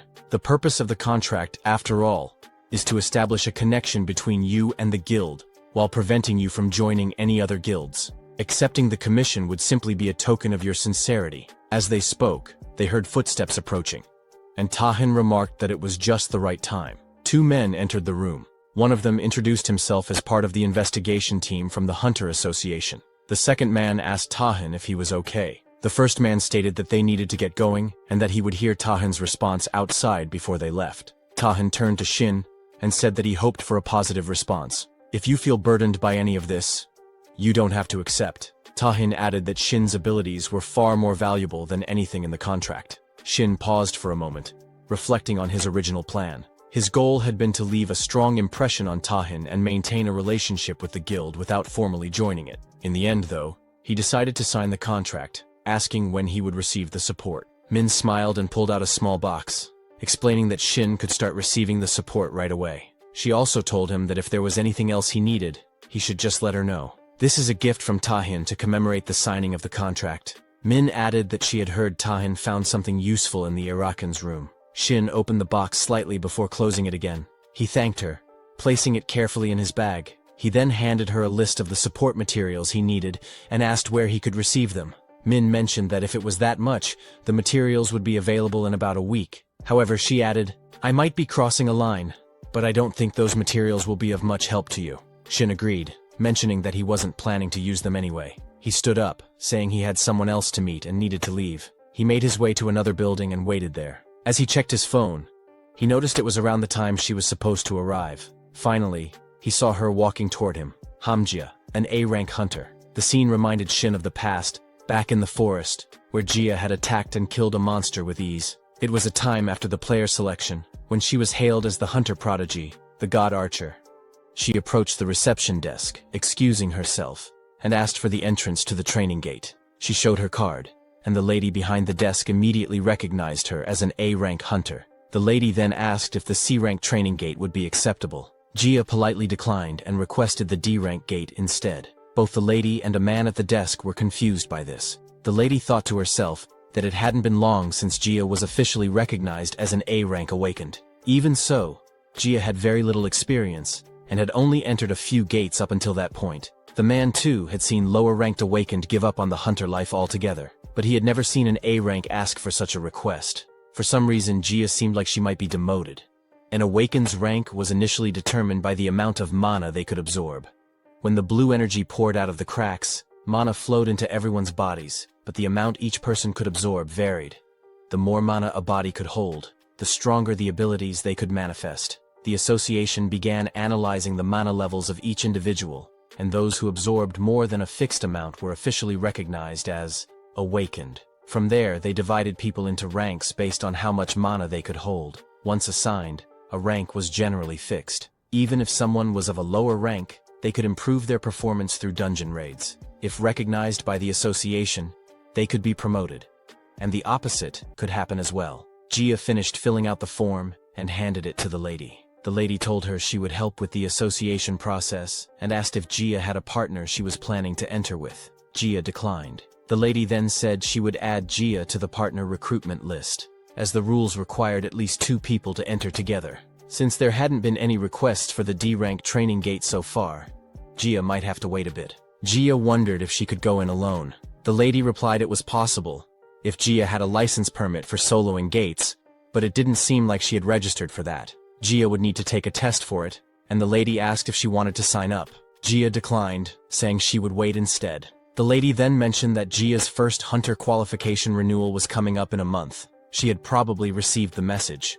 But to renew her qualification as an A-rank hunter, she needed either several experiences with C-rank or higher gates, or to pass the A-rank practical test. It seemed Gia would need to take the test, and she would likely get a message about it soon. The lady wished her the best of luck in passing. Gia thanked her. Gia thought to herself that even requesting a training gate was complicated. She should have just made the request online. I must have been crazy to come in person and deal with so many people. She had come with the mindset that she couldn't get demoted, but now she told herself to get a grip. It's just a D-rank gate. What happened last time wouldn't happen again. If she took her time and started over, she would be fine. The receptionist asked Gia to wait, but a request had already come through. The rank was D as expected, and since Gia was going in alone, it didn't matter. She quickly clicked agree. The scene shifted to a dungeon gate where Gia arrived, thinking, it's been a while since I wore this. It feels so awkward. As she was about to enter, a man named Shin approached her, introduced himself as the supporter, and said he hoped they would get along. Gia bowed to greet him. He apologized for being late and suggested they head inside. Gia agreed, mentioning that she would make the request. Shin thought to himself that Gia was an A-rank hunter who had first been estimated as A-rank. However, after a series of failed tests, she was one of the few awakened who had been demoted to C-rank. What intrigued him was that Gia, despite everything, had earned the title of God Archer. The reason she had received such a title was that after being chosen as a player, she had discovered her hidden talent, and Shin knew exactly what that talent was. It was a talent that could have been discovered even if Gia hadn't become a player, and Shin was determined to help her awaken it. That same day, they entered the dungeon world, where goblins were roaming through the forest. Gia hid and watched them, wondering if they had left. It was a relief to see real monsters, which made her glad she had brought equipment that could sense their mana. She then excused herself to Shin, apologizing for going alone and asking if it was okay for her to take on the monsters by herself. She promised to share all the loot and compensate him as well. Shin reassured her, saying, "Don't worry about me. If you need help, I can at least provide arrows." Gia thanked him and got into position to attack. Using her archer skill, she told herself not to be nervous, then took aim at the goblins. As one fell, the others began to charge her. Gia didn't hesitate and fired another arrow, taking down more goblins. Shin, watching, thought to himself that he hadn't seen her fight like this before. Not since she became a player. Her raw destructive power far exceeded that of an A-rank hunter, but it would be meaningless if she couldn't aim. Gia focused, thinking, one of my 3 arrows should hit its mark. With this kind of speed, I'll be able to shoot at least 4 more, so I'll end it with just 2 shots. Then, Gia noticed a goblin playing a bugle, and soon a swarm of goblins surrounded her. She froze, wondering where she should shoot and what she should do next. As the goblins behind her prepared to attack, Shin summoned giant swords to form a protective barrier around her. He approached her, saying, "I need your help." Gia was shocked and asked, "Wasn't he D-rank?" He nodded and explained that he couldn't last long on his own, which was why he needed her assistance. Gia was unsure what to do, but Shin moved toward the monsters, hiding behind the bushes, and told her, "Use all your remaining power to shoot an arrow." Even though she had no idea what he was planning, Gia agreed with determination. She aimed and fired a deadly shot in the direction Shin had indicated. "Did I shoot it?" she wondered. "What should I do now?" Shin smiled and told her, "You've opened the path. Now, it's time to run." Gia was taken aback, but without hesitation, they both started running. They both reached a cave near the mountain. Then, Gia wondered if they were really safe. Looking around, she questioned whether they had truly escaped, or if they were just hiding from the goblins. She realized that the goblins seemed to have stopped following them, but so much had happened that she couldn't trust her instincts. Still, she couldn't understand why Shin was so calm, but it didn't matter. They needed to get out of there quickly. Jia mentioned that she would end things for the day and was going to give Shin all the compensation. However, Shin told her they couldn't leave yet. Since the goblins were on high alert, they would remain in the area for a while, making it too dangerous for them to leave just yet. He also thought they might have dropped the rescue player they were provided with while running, so they had no choice but to wait until the goblins left. Jia was shocked and asked, "When will we be able to leave?" Shin replied that it could take half a day, but depending on the situation, it might take longer. Jia was already stunned by the thought of waiting half a day. Shin considered it a lie. He thought the goblins would leave in about 30 minutes. They weren't monsters with that much coordination after all. The real issue was something else. The king of the stretch. Jia, in her current state, seemed like she would believe anything he said. But the problem now was getting her to go into the cave with him. He wasn't sure if she would agree to it and wondered if there was any other option. Jia apologized, saying it was all her fault. She regretted not fighting the goblins properly, and for insisting on going out alone in the first place. She apologized again, feeling like she would cause trouble once more. She couldn't believe she had ended up in such a situation in a D-ranked dungeon, thinking someone like her shouldn't have even entered one. Seeing her worried, Shin snapped in front of her, telling her that if she was so sorry, she should just fulfill one of his requests. Jia wondered what he meant. He suggested they talk inside since they had plenty of time. Once inside the cave, Jia wondered if Shin really needed her help. While she had been an A-rank hunter, she didn't have much experience in dungeons and couldn't even fully understand what he was trying to say. She realized it was about an elite monster. Shin replied, reminding her that she had mentioned earlier it was her first time in a training gate, so it made sense she wouldn't know. The formation wasn't widely known. There wasn't just a boss monster in the dungeon. There was also a monster ranked below the boss, known as an elite. The cave was the habitat of this elite monster. Up until then, Shin had been refused by others and couldn't even fight it. Jia was the first person to accept him as a supporter into her party. Seeing her reaction, Shin wondered if his request had been too awkward.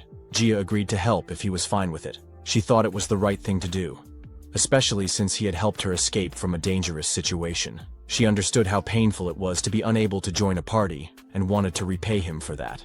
As Jia was thinking about helping Shin, the mana detection machine suddenly beeped.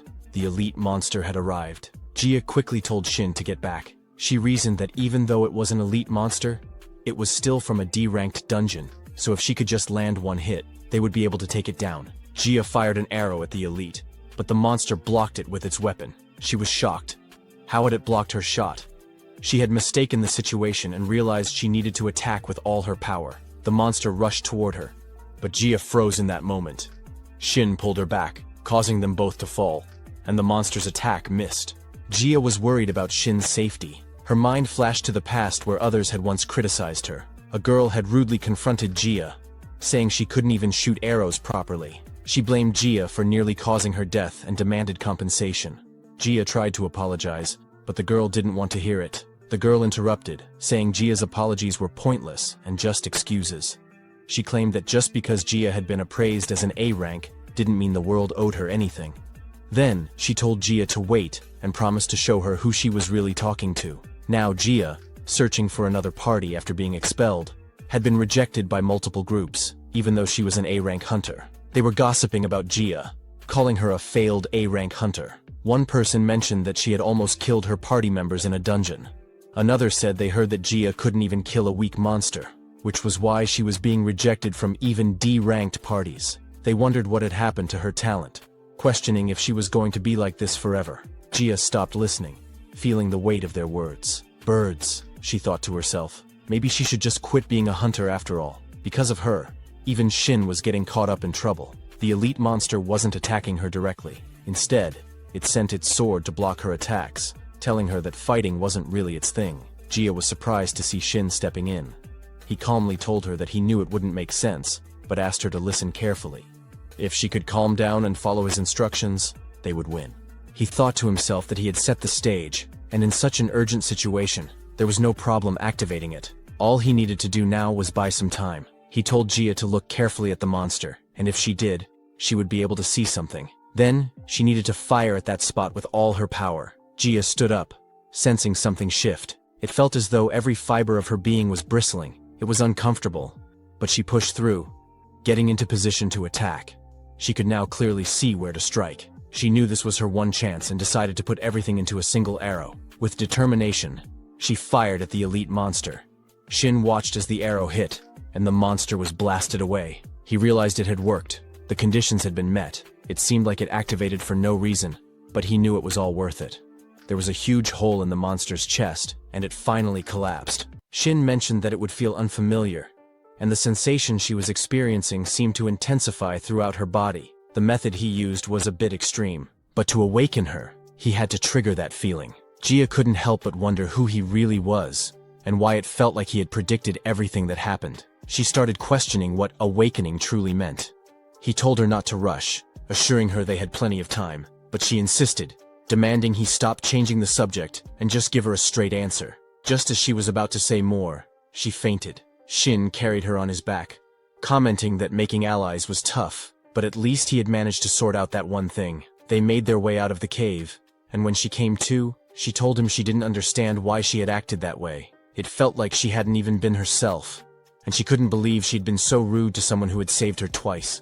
She apologized for doubting him and for fainting. He reassured her that it was fine. No one was hurt.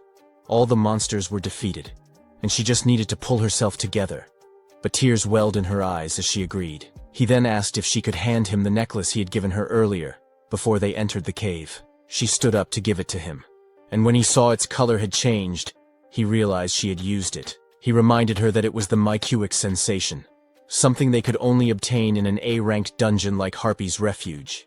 The ability of that item was to enhance the senses when specific conditions were met. The ability would activate automatically, rapidly heightening the user's senses beyond normal human limits, allowing them to tap into transcendental perception. The tricky part, however, was meeting those conditions. The user's emotions had to be pushed to the extreme, and for someone with Gia's personality, the most effective trigger was extreme fear. He explained that he had deliberately created a situation where she would feel terrified. It was going to be tough, but as long as he succeeded, he would be able to awaken her, even at a cost. There were very few items like that on the market, and he had given up on using them. But to think that Tahin could acquire one in less than 2 days, that was only possible because Shin had made everything fall into place so easily. However, he knew this was just the beginning. Gia had only experienced the awakening through the item. She needed more practice to reach the level she would have been at in her prime. He told her that her first task was to create a situation where she could focus solely on the monsters. To do that, she needed to change her arrow first. Since she was already strong, it should be fine for her to switch from a short bow to a long bow, allowing her to shoot from farther away. That way, she would naturally interact less with the monsters, and situations where she'd get scared, like that day, would happen less often. There were a few other things she needed to work on as well. She thanked him for all the advice, leaving him slightly confused by her words. She explained that she was grateful for everything, even the pendant. She had thought she was going to die without being able to do anything, but when she held that pendant, she felt something shift. It was like everything around her stopped, and she sensed a strange connection. She could see clearly where to aim, as if a target had been engraved onto the monster. To be honest, even though she was an A rank in name, she didn't feel any better than a D rank in terms of personality and skills. No matter how hard she tried to change, she only grew more disappointed in herself. But lately, it felt like she had grown so much in such a short time, just by knowing him. She began to realize she was more capable than she thought. For the first time, she felt excited about herself, and in a rare moment, she talked at length. Just as she was about to say more, he told her that it would be tough to do it alone. He gave her his number so she could reach out if she ever needed him. She smiled, happily accepting, and promised to share her number too. But just as she was about to, he received an urgent message from Tan and decided to contact him once they were out. The scene shifted to the Hunter Association headquarters, where Tahin was on the phone with Shin. After thanking him, Tahin said he'd contact Shin again after the briefing. He agreed to help Shin if he could, then mentioned that the item Shin had given him last time had been incredibly useful. Shin, now already out of the training area and parting ways with Gia, expressed relief that the item had helped and thanked Tahin for agreeing to assist him before ending the call. While Tahin waited, Min entered the room, informing him that the association president had sent word. They could move out now. As they left, Min wondered about the unusual situation. Normally, the president would send an official document, but today, he was summoning Tahin personally. Commissions sent through official channels were always tough, so if the president was calling him in directly, it might mean an S-rank gate had appeared again. Tahin reassured her that it was fine, especially since Shin had agreed to help as well. He said if he fought like he had before, there wouldn't be any danger. He felt it had been the right decision to build a connection with Shin. Min noted that Tahin seemed in a much better mood after the Arakan dungeon raid. She guessed it had something to do with that mysterious maker. He had been acting differently ever since, and she couldn't help but wonder about the unlimited support he'd mentioned. She also found it shocking that the guildmaster would offer such generous conditions, even though Tahin was no longer in the berserker class, which usually made it hard to control emotions. Yet, he was more calculated and cool-headed than anyone. Min couldn't help but wonder if Shin was more capable than she initially thought. But then again, there was no way a D rank could create a weapon that would satisfy someone like Tahin. Since Tahin didn't bring up Shin often, Min decided she would need to look into it herself. They arrived in front of a meeting room, where a man greeted Tahin, asking if he had come alone. Tahin wondered if someone else was supposed to be with him. The man replied that, from what he'd heard, 2 guildmasters were supposed to attend. But since Tahin had come alone, he could head inside first. Tahin then asked if the man knew who the other guildmaster was. The man said the other guildmaster had just arrived. A voice called out to Tahin, asking if it was really him, and mentioning how active Tahin had been lately. Tahin and Min turned around, immediately recognizing the person, who clearly pissed him off. The man smirked. I hadn't thought it would be enough just to see you here. The other guildmaster was Kim Mi-hyuk, and he had come to take a jab at Tahin, wondering who he was and whether he was the guildmaster. Tahin thought to himself that Kim was incredibly annoying. Kim stepped closer, saying that Tahin's guild was capable, but he needed to correct himself.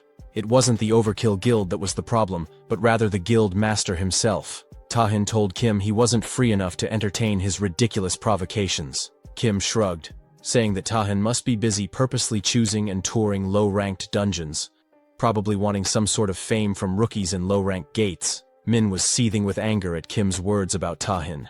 Kim continued, explaining that while there had been some coincidental cases where they entered rank-error dungeons, their goal had always been to raid, not rescue. They had gone in on their own terms. Just as Min was about to argue back, Tu stopped her and told the man at the door to open it. He explained that they were there to meet the president.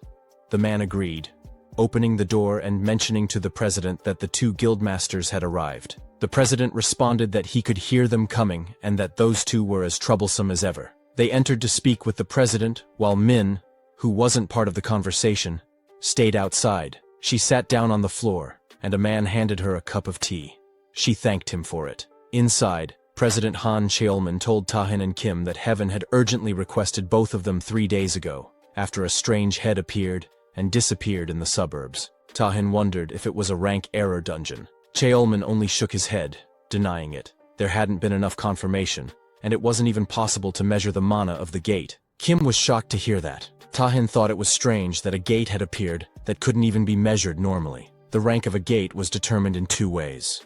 First, a special measuring instrument was used to assess the mana of the gate itself, since, generally, the final calculated rank would match the rank of the monsters inside. The second method was by combining reports from the scouts sent by the association. Cheolman continued, explaining that rank error dungeons happened when a gate's mana increased rapidly. But this situation was different since no measurements had even been made yet. Tahin then asked if Cheolman had sent scouts to investigate. Cheolman mentioned that they had sent scouts 5 times, but none had returned. Kim pointed out that Cheolman didn't know the rank of the gate and had no information to share. He hadn't even informed Kim about it right away. It seemed like Cheolman wasn't just trying to shift the blame. They couldn't know how long the gate, with its unknown rank, would stay open. And in that situation, if left unchecked, it wouldn't be surprising if monsters eventually broke through. There had been cases like that before, and every time it had been hell to deal with. Just as Cheolman was about to continue, he was interrupted by Tahin, who pointed out that it was shameless.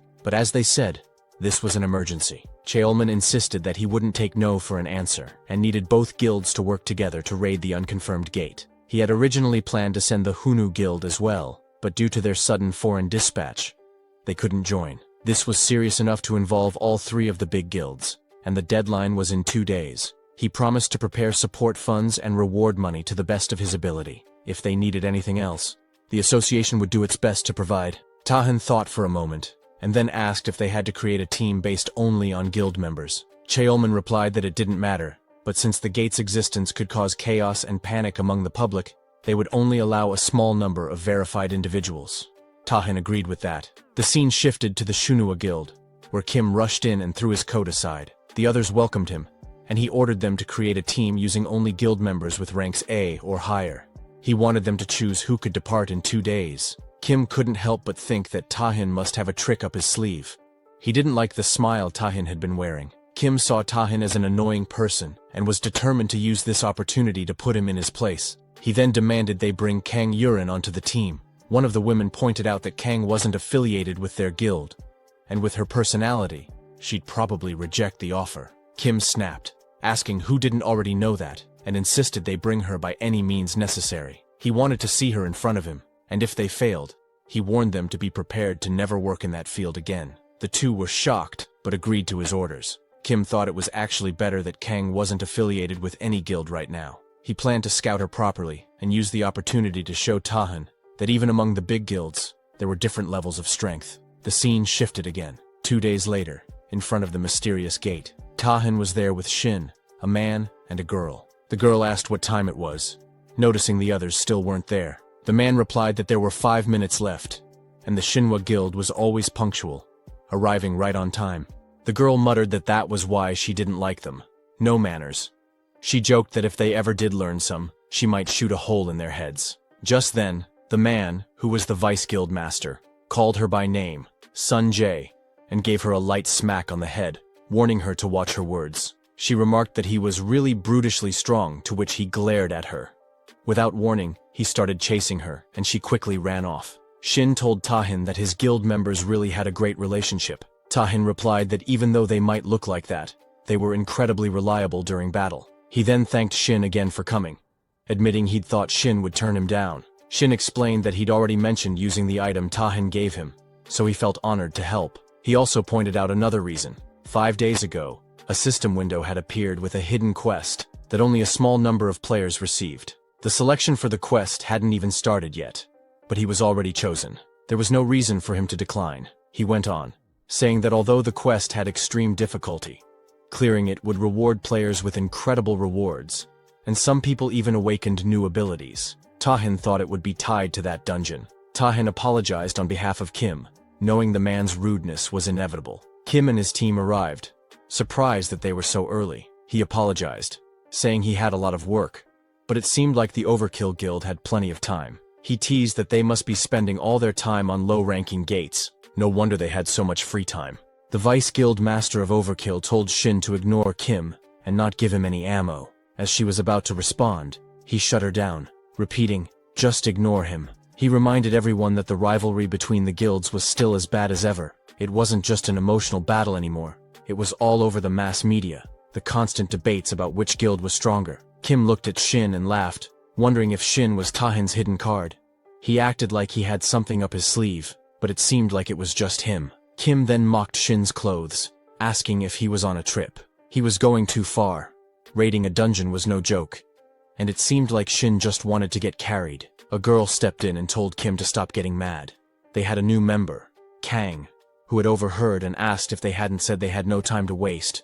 She didn't think they had time to argue, so they should hurry up and go. Sun was shocked to see Kang and wondered about the lineup of their party. She recognized Kang as the strongest element master in Korea, someone who could use all 6 elements and an S-rank sorcerer. Then, of course, there were Kim and Taehin, an all-star lineup. She thought the raid would be a piece of cake, and that she'd gladly let them carry her. Shin, however, felt it wasn't going to be so easy. The dungeon they were about to raid was the same one from his last life. Of the 8 party members who had gone in that time, only Tahin had survived.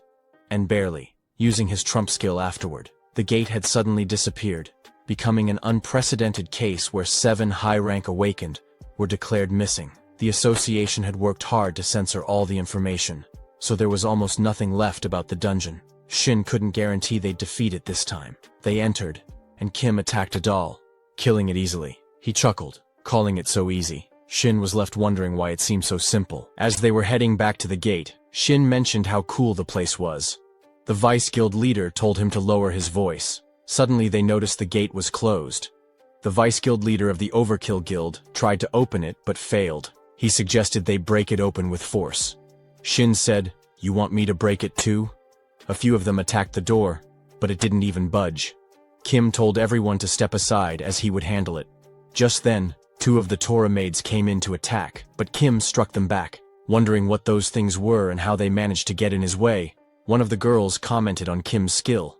Kim replied that it was no big deal and asked why he would waste his skill on something so trivial. She then noticed that the monsters were resurrecting. Kim explained that they had a resurrection ability, and that they would need to be at a certain level to even stand a chance against him. He created 2 giant hands to strike them all at once. The others were fighting the monsters too. Shin and Kang were standing quietly, and Shin asked why she wasn't fighting. She asked the same of him. He explained that he was a support-based production class.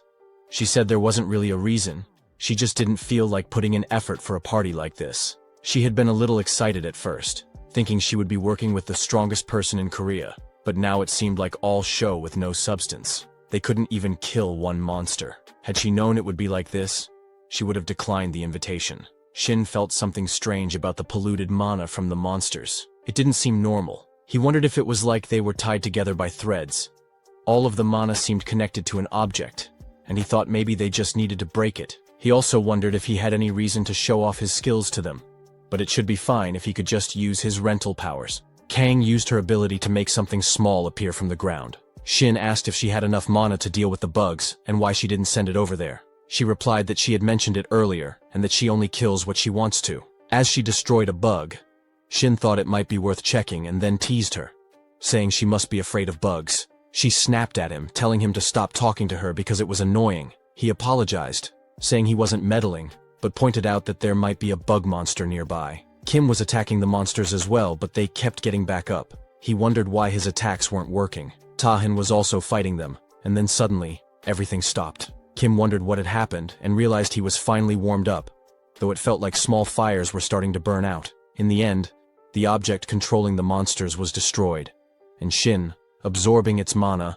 realized it was the source of the resurrection ability. If he hadn't been able to see the polluted mana, he wouldn't have been able to figure it out. Shin wondered if this was the reason they had failed to raid it in his last life. Tahin told the Vice Guild Master that the lobby was basically empty, and they didn't know for sure what was going on, so they should research the entire first floor. The Vice Guild Master agreed, saying he would take the lead and everyone should follow him. They rushed ahead and ran into a group of the same monsters. Kim shoved the Vice Guild Master aside, saying he would go first. He attacked the monsters, and Sung wondered if the mana they were gathering was coming from the object inside itself. Shin pointed to his spot and told her to shoot there. She got confused, asking if that would break the controller. Shin told the others what was happening, and in a second the situation was cleared. There wasn't much to it. Shin thought to himself how quickly they had cleared the first floor, moving through the rooms so fast. Then they reached the stairs, and Taehin said that since they had finished the first floor, it was time to head to the second one. Kim called him a bastard, and told him not to act like a leader since he already knew what was going on. Tahin told his people to follow him, but as they walked, Kim thought Tahin was ignoring them. He was determined to crush Tahin's pride too. Suddenly, Kim felt pain and realized he had pushed himself too hard just fighting. He then said they should go, and the girls suggested they go together. Shin felt something was bothering him from Tahin's words. Nothing seemed wrong, but he needed to check the room himself. So he entered alone and saw some man ahead of him on the second floor. They were attacked with strong power, and Kim said he didn't have time to use his skills. The others were surrounded, and were doing their best to protect themselves. Tahin asked if everyone was fine, and thought of the invisible monster, sensing it was of a high rank. The Vice Guild Master said he was fine, and Sung added that she was okay too, but she couldn't see Shin. Tahin was shocked to hear this. As he looked around, he realized he hadn't noticed Shin and wondered what had happened to him. He called out Shin's name loudly. Meanwhile, Shin, still in that strange room alone, thought the battle outside was going badly. He had finished absorbing the mana and knew he needed to rejoin the group quickly. But as he turned, the door was already closed, and he wondered if there were any enemies inside.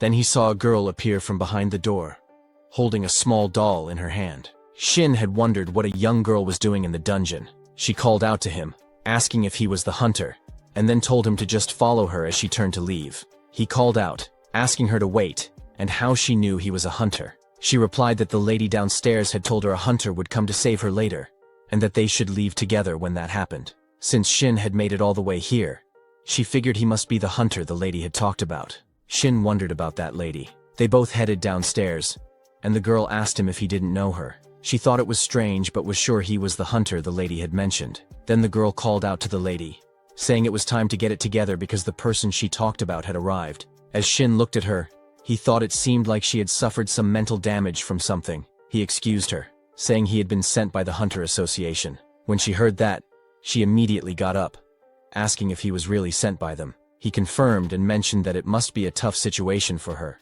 but he wanted to understand what happened. She got on her knees, visibly relieved, and thanked him. She then explained that she was the 4th scout sent into the dungeon. Since the first 3 scouts didn't return, she was ordered to investigate and search for them. However, as soon as she entered the dungeon, dolls from all directions started charging at her. She was taken aback and tried to leave through the gate, but for some reason, the door was closed, and the wooden top was blocked, trapping her inside. Shin thought they were in the same situation, and asked if she knew what had happened to the other scouts. She nodded and explained that she had called out their names to check from the entrance, but something felt off. They seemed unconscious. Suddenly, the others tried to attack her, so she ran and ended up meeting the girl who had helped her a lot. She said the lady had played with her too much. Shin asked for the girl's name, and she replied that she was Elizabeth, but preferred to be called Beth. He suggested they leave together for now since staying there alone would be dangerous. She replied that the outside was even more dangerous on the 2nd floor. They kept battling the invisible monsters. Shin felt the enemy's stealth was slowly wearing off, and wondered if they were human-type monsters. Just then, a card fell, and Shin noticed the face on it. It was similar to the one on the missing scout poster he had received from the association president. Sung also mentioned that the enemy's faces seemed familiar. When Shin saw the card, he told everyone not to attack. Those were the missing scouts. He thought that stealth was a skill that couldn't be used again for a few minutes after its duration ended, and it carried the risk of greatly reducing movement speed. Right now, it would be difficult to knock them out easily. Suddenly, he heard Kim shouting excitedly, thinking the monsters were finally learning how to use stealth. But then he realized they were just the scouts, as their speed slowed down. Kim said he would kill them with one punch. He attacked, and Sung even shot at him, aiming for his nose. This only made Kim angrier. Kim had gone insane, pointing out that those weren't monsters but people they needed to save. There might be a way to bring them back to normal. Kim wondered what that way was, but as he felt the killing intent from the others, he realized there were only 2 choices: kill or be killed. No matter who it was, anyone showing hostility toward him would die, and these scouts were no exception. The unconscious scouts got up to attack Kim, and he warned Sung that if she tried to block him again, she would be the first to die. Sung, furious at his words, was about to act when Shin stepped in between them, telling Kim to stop and hoping he would listen. Kim told him that everyone was blind to their own causes, and he would show Shin how blind he truly was. At that moment, a girl stepped forward to protect Shin. Kim coldly said it wasn't a request, but a deal. He would pass over the raid's rewards and funding to the Shinhwa Guild. With those conditions, he thought it was enough to consider it. An attack came at Kim, but he blocked it with his hand armor, saying it was just a warning. He added that if Shin pissed him off even slightly, he would kill him immediately. Shin thanked him for the warning and thought he had gained a bit of time. Sung apologized to Shin for what she had done, and he told her to take responsibility later. For now, they needed to focus on the current situation and figure out how to save the others. Meanwhile, Beth asked Shin if he had seen the dolls outside as well. Some of them were extremely scary, and she didn't know exactly how, but they were all wrapped up in purple threads. The dolls wouldn't die unless those threads were removed. They would just keep attacking endlessly. The threads were so sturdy that it was hard to break them.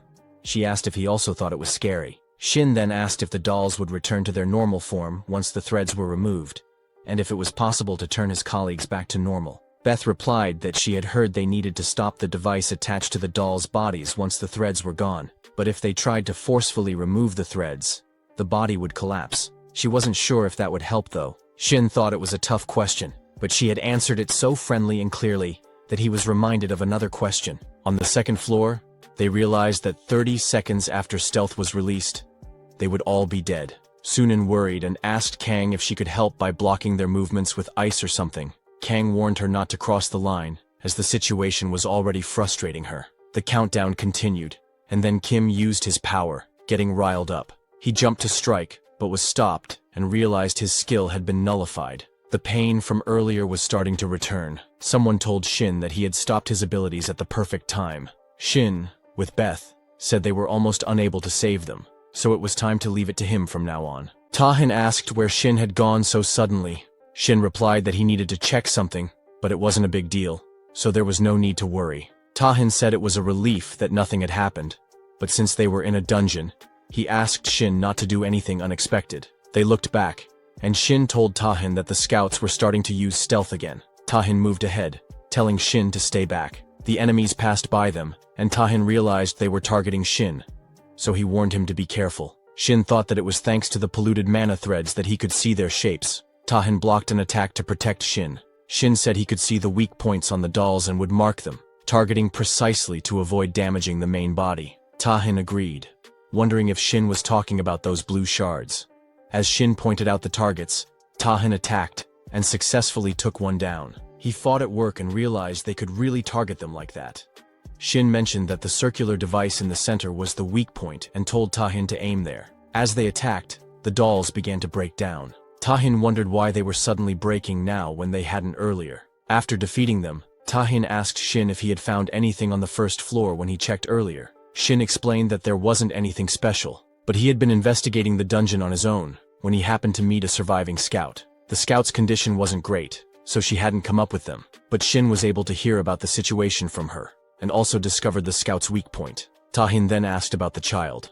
Shin mentioned that Beth had helped him find the scout, and it seemed her parents were trapped in the dungeon. When Kim looked at Beth, he said something seemed suspicious. Shin asked him what exactly seemed suspicious. Kim wondered if he had said something wrong and logically questioned how there could be a normal girl involved. The gate was a closely guarded secret, and although it might seem like it had been neglected, the association had been monitoring it every second. There was no way anyone could have gotten in. Tahin mentioned he understood Kim's thoughts, but it wasn't wise to jump to conclusions so quickly. Kim snapped, saying they were just fixated on finding faults in what he said. He added that they would have kept wandering around because he had been taking it easy on them. Kim wondered if he should just kill all the guild members while he had the chance. Tahin told Kim he wasn't one for pointless fights, but he felt it was necessary to give Kim a lesson in maintaining harmony during raids. Their eyes all turned a violet hue, and Sung said Kim was acting like he was above them, so it was time to set things straight using this opportunity. The girl on Kim's side wondered why Sung was acting like he was above them. Instead of saying useless things, why didn't she stop Tahin? What would she do if Tahin ended up getting killed? Shin wondered who the girl thought was going to die, and if she really believed Tahin would lose. The girl agreed, saying it would be Tahin, and told Sung to hurry and stop him. Kim was getting angry, wondering if Sung could even carry her guildmaster out of there once he was unconscious. Tahin was also getting furious. Both of them were charged up with their powers, challenging each other. Shin felt something and wondered what was going on with the situation, and why their emotions were escalating. Beth had an aura around her and said all she did was push their emotions a little, but they were fighting like crazy, which was pathetic. She thanked Shin for helping her easily use the brainwashing skill on them and mentioned that she needed to get close without raising suspicion. Shin realized he had originally thought of her as a childlike monster. He wondered when he started seeing her as a normal child. Had he been brainwashed since the first time they met? He realized it was too late, and that he needed to stop it before everyone got brainwashed. As he tried to move forward, the threads held him back, and he became worried. It wasn't just him, everyone else seemed to be affected too. He wondered if this was how everyone was getting brainwashed, thinking that she would use the corrupted mana to manipulate not only the physical body but also the mind, and yet, he hadn't caught on to her lies. Suddenly, his passive skill, mana absorption, activated, and he realized she had chosen the wrong opponent as he absorbed their mana. Kim wondered what was happening. Beth realized that Shin knew how to absorb corrupted mana, and she found it amusing. Shin shouted at them, telling them that Beth was from the academy, and they needed to attack her. Beth called out to her parents and they both appeared. She told them that these people were bullying her and asked for punishment. Kim prepared to attack, saying he would kill them all in one blow. Beth told Shin it was time for him to show off. Kim launched an attack, causing damage to the area. Tahin asked him what he was doing. Kim was now under Beth's control, and the thread was working its way inside him.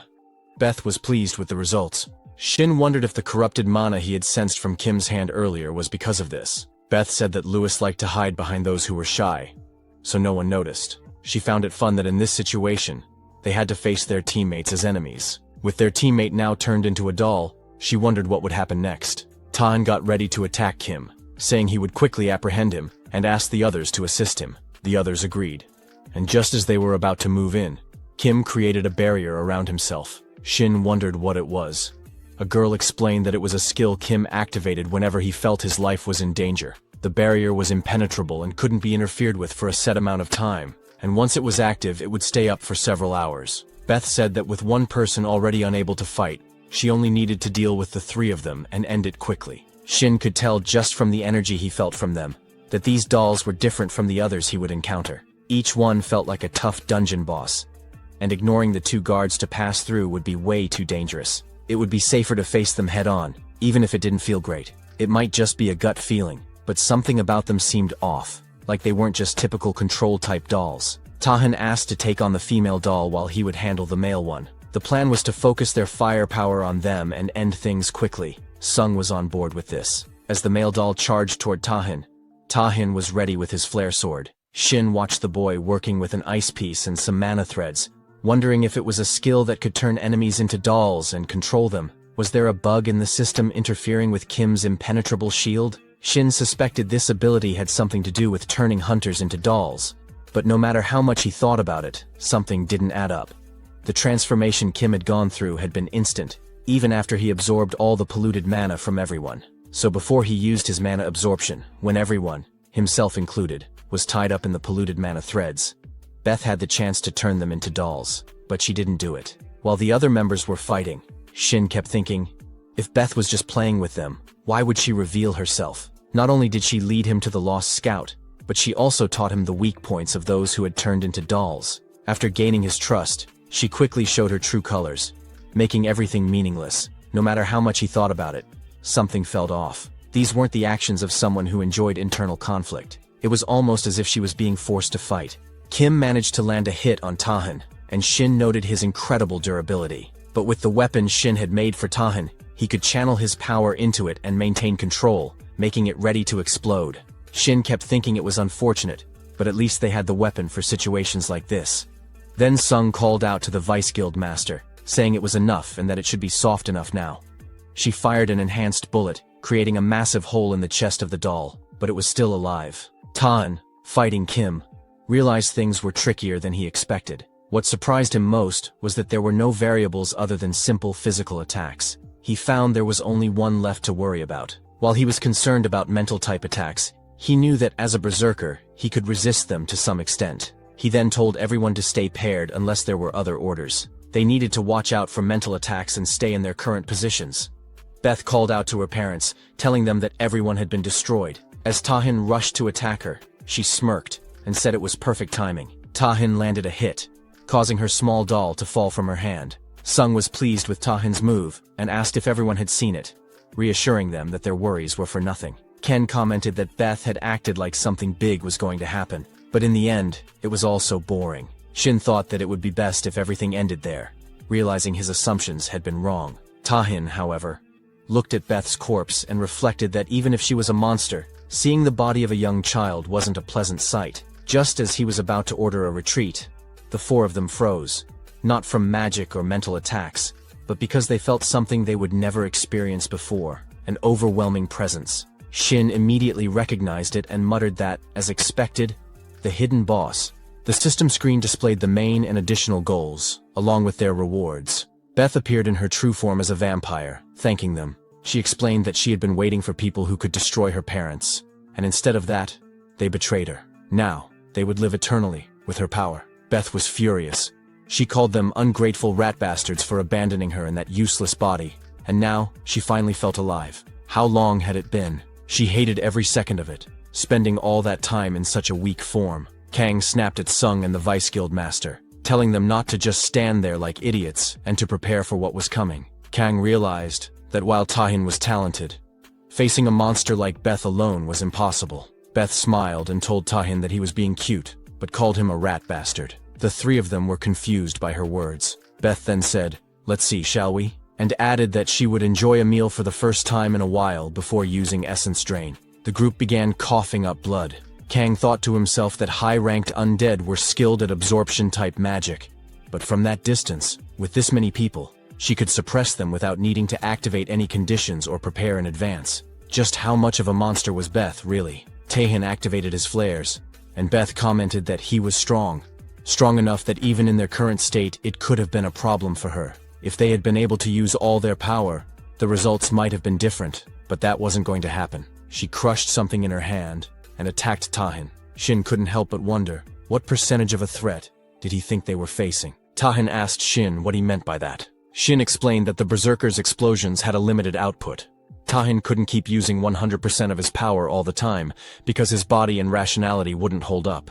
He had heard that Tahin adjusted the explosion's output based on the situation, but since he was still new to using the explosion skill, he wasn't completely sure how to manage it. When Tahin fought Irachan last time, Shin believed the output he used was no more than half at his maximum, and since then, Tahin had probably been using even less than that. Tahin admitted that even so, his strongest sword still broke, and in his current state, he wasn't sure if he could reach a level of output he would never attempt to before, but he would buy some time. Shin remarked that he wanted to monopolize Tahin's abilities, but he knew that was a ridiculous request. Tahin suddenly felt a strange energy and wondered if it was mana. Shin continued, saying it felt like he would be tied to Tahin from now on, so he thought it would be best if they kept pushing each other to grow and develop. Using his demonic weapon production skill, Shin had saved 100 units of polluted mana and was searching for a suitable weapon from the demonic realm. Finally, the production was complete, and the demonic Leviathan weapon appeared in front of Tahin.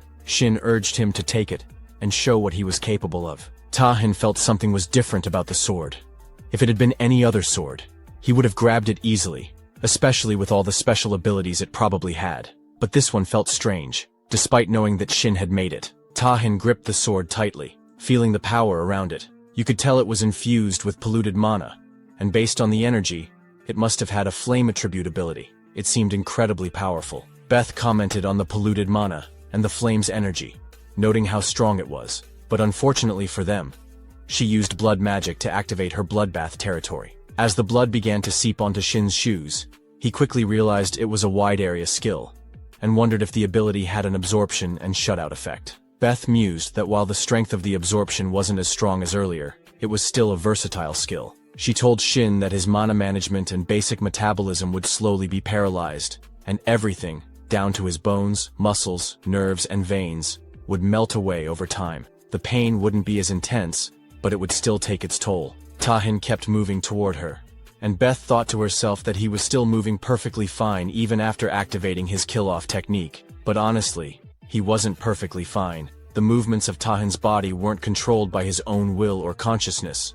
They were driven by the sword's power. The strength he was displaying now felt much stronger than before. Beth thought to herself that this would be more fun, especially when she destroyed the dolls on her end. Tahin rushed forward, ready to attack, while Beth used blood magic to launch a thirsty hand attack. As the attack was about to land, Tahin countered with a flare from his sword, destroying it. Beth was confused, wondering what that power was. It was at least double the strength of what she had seen earlier, maybe even more. Shin, equally astonished, watched as Tahin slashed at Beth.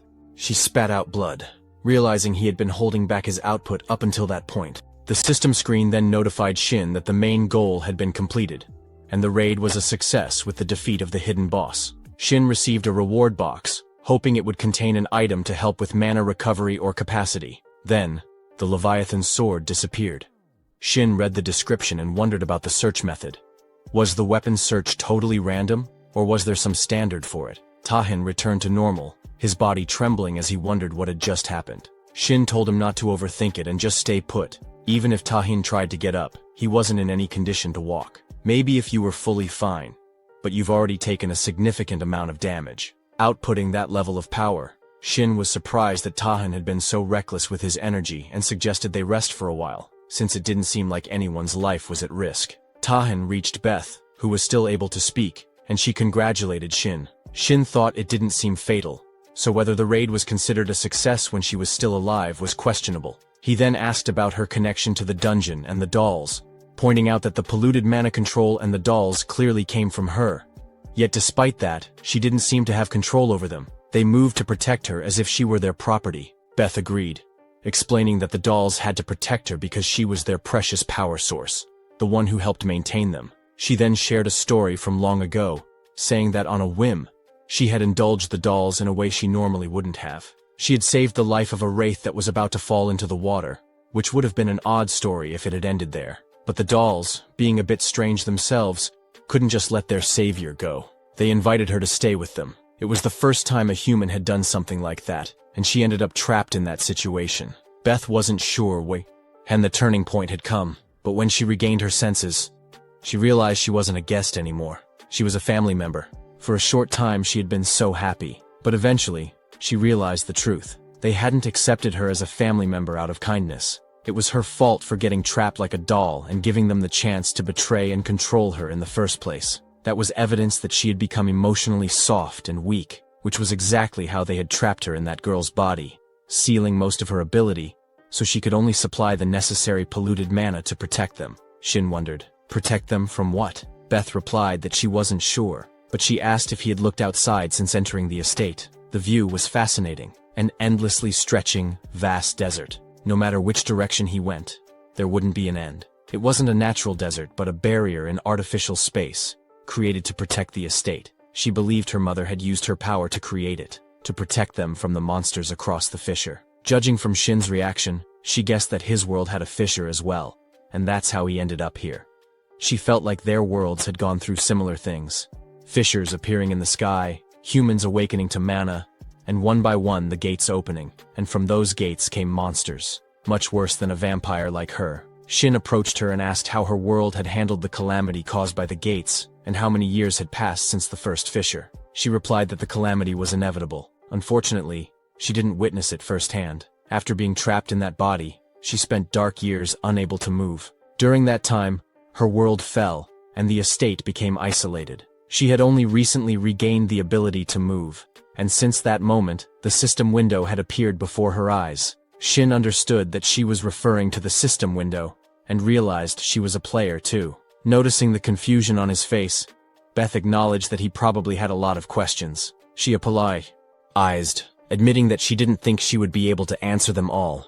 Then, as her body started to break down, she mentioned that death wasn't so bad after all. Shin thought her body was collapsing, but the system window notified him that the demonic cycle of control could be used. He opened it, gave a small smile, and did something to her neck. She asked what he was doing, and he replied that it wasn't just a coincidence. I could say it wasn't necessary to use it until now, but personally, I was curious. The system then announced, upon successful equipping, the relevant monster will be held from their critical condition and become a subordinate familiar to the player who equipped the item. Shin mentioned that while he would see many players with familiars, this was a first for him, having a player as a familiar. Finally, the contract was complete, and the screen showed that she had been registered as his familiar. He mentioned that while he didn't expect her to take on a different form, it was still a surprise that she turned into a cat instead of a bat. Even her necklace had transformed to match the change. She shifted back into her human form, telling him not to make her fall in love with him,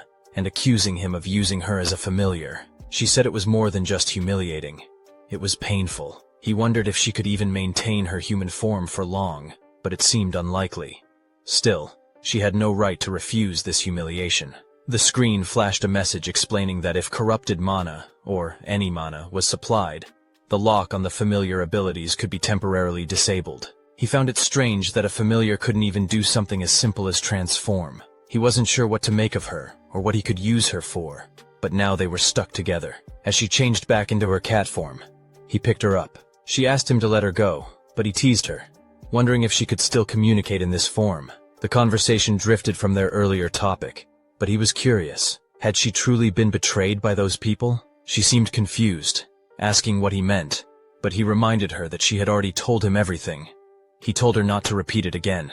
He understood now. He got up, but continued, saying that something still wasn't adding up. She explained that they had stolen her power for their own survival, but she wondered if living like that even had any meaning. He didn't fully understand what had happened, but her family didn't seem very impressive. He wasn't even sure if they had any real rationality or just egos. Rather than being living creatures, they were more like dolls programmed to move in a set pattern. Beth told him there was nothing they could do about it. The mentality of humans was meant to evolve to fit their physical bodies. They had ended up this way because they had forcibly used corrupted mana, causing their egos and rationality to wither away. She then asked if he expected her to feel sympathy for those people. He denied that, adding that if it were him, or most humans, they wouldn't choose to continue living like that. Shin then thought about the father doll. wondering if he had moved bodies. Beth asked what he was getting at. If it weren't him, she said, he wouldn't have chosen to continue a life like that. So what was the point of saying something like that? Shin used his power to create a purple orb, calling Beth to him. She flew over, thinking how even a simple command like that had a compulsion behind it. As they got close to the orb, Shin told her that she might not be aware of it, but the orb was known as an essential crystal. It was usually used for black magic-affiliated spells, and could store a part of her own mana and soul within it. Those people must have taken her power and stuffed it into the doll, bringing their source into it. They might not have had enough power, but they were clearly quite technically skilled. Beth wondered what he meant, and he asked if there wasn't another way. They then appeared in the house where the family was talking around the dining table. The lady said she had seen thousands of different visions over the past few days, but the results were always the same. The conclusion was that something was happening between two different worlds. In the last few years, that frequency would continue to increase uncontrollably. Even if they postponed it as long as they could, it would be too late to properly prepare for what was coming. Beth thought that this wasn't the present reality, but must have been a vision based on memories. She wondered if those were the father's memories. The father then asked about the method and the different dimension hypothesis she was researching. He said if that was the case, at least their family might survive. The mother mentioned that if they received Beth's help, they could at least separate the land around their estate, but the real problems would come after that.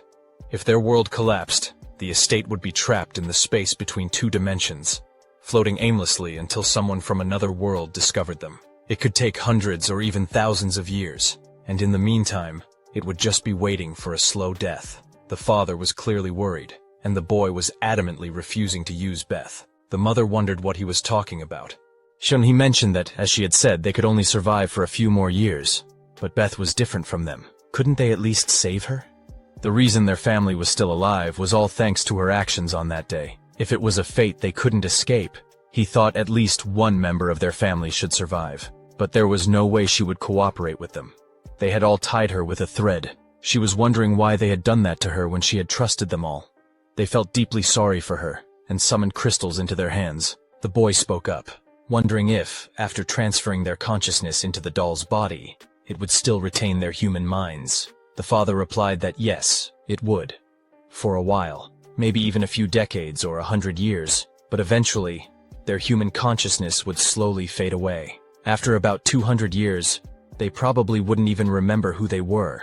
They would still be the dolls they had to be. Even though their dimension was isolated, they didn't know what kind of dangerous variables might appear. And when that time came, they would protect Beth from those dangers. The father didn't know how long it would take, but they would do everything they could until someone from another world came to take her and save her. Shin had consumed 50 corrupted mana, and then he saw that Beth was crying. He wondered why they hadn't told her about it earlier. Shin told her that if they had, they all would have met their end together. It was a ruin they couldn't avoid. She would have chosen to face it with them. He told her not to sit around and to get moving. They didn't have much time. The system window flashed, indicating that the freed abilities for Beth would last only about 2 minutes. Shin told her that this wasn't even a complete recovery. To think that 50 corrupted mana only gave her 3 minutes. He wasn't going to waste that expensive price for her to keep crying like this. He thought it was her role to conclude things. At the very least, these were the ones who had stayed as dolls all this time, protecting her. The conclusion was that she should help them find peace. Beth stood up, telling him that she couldn't do something like that. How could she? He told her not to be so pathetic. Even if their destruction and deaths were inevitable, they could have organized everything and chosen to live their final moments in happiness. But those people chose not to do that. They trapped themselves, sealing themselves into a life sentence without an end. Just for her. It wasn't for her or for him. But she should at least do something for the devotion of her family. It was the least she could do. She didn't understand the meaning behind her family's actions, but then she used her power. The system screen showed that the additional goal had been achieved.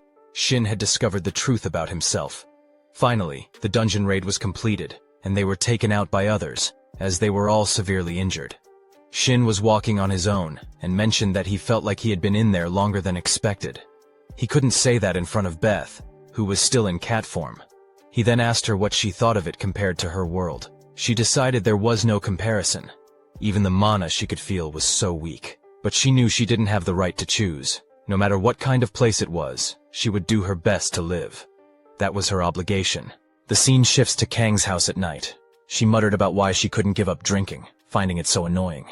Then, she sent someone and asked what a rat was doing there. Was he there to ruin things? Until the end, the boy, turning on the light, replied that she had called him a rat, which was rude.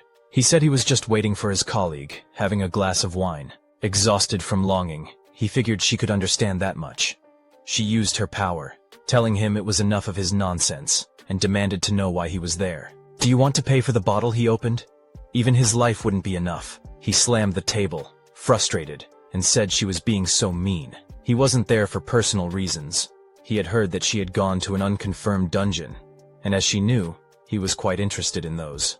So he had come to hear about how fun it was. After she told him everything, he understood that she hadn't seen anything at all. It surprised him that the tall and proud queen would black out so pathetically in the middle of a raid. She told him to shut up. The situation had gotten so weird.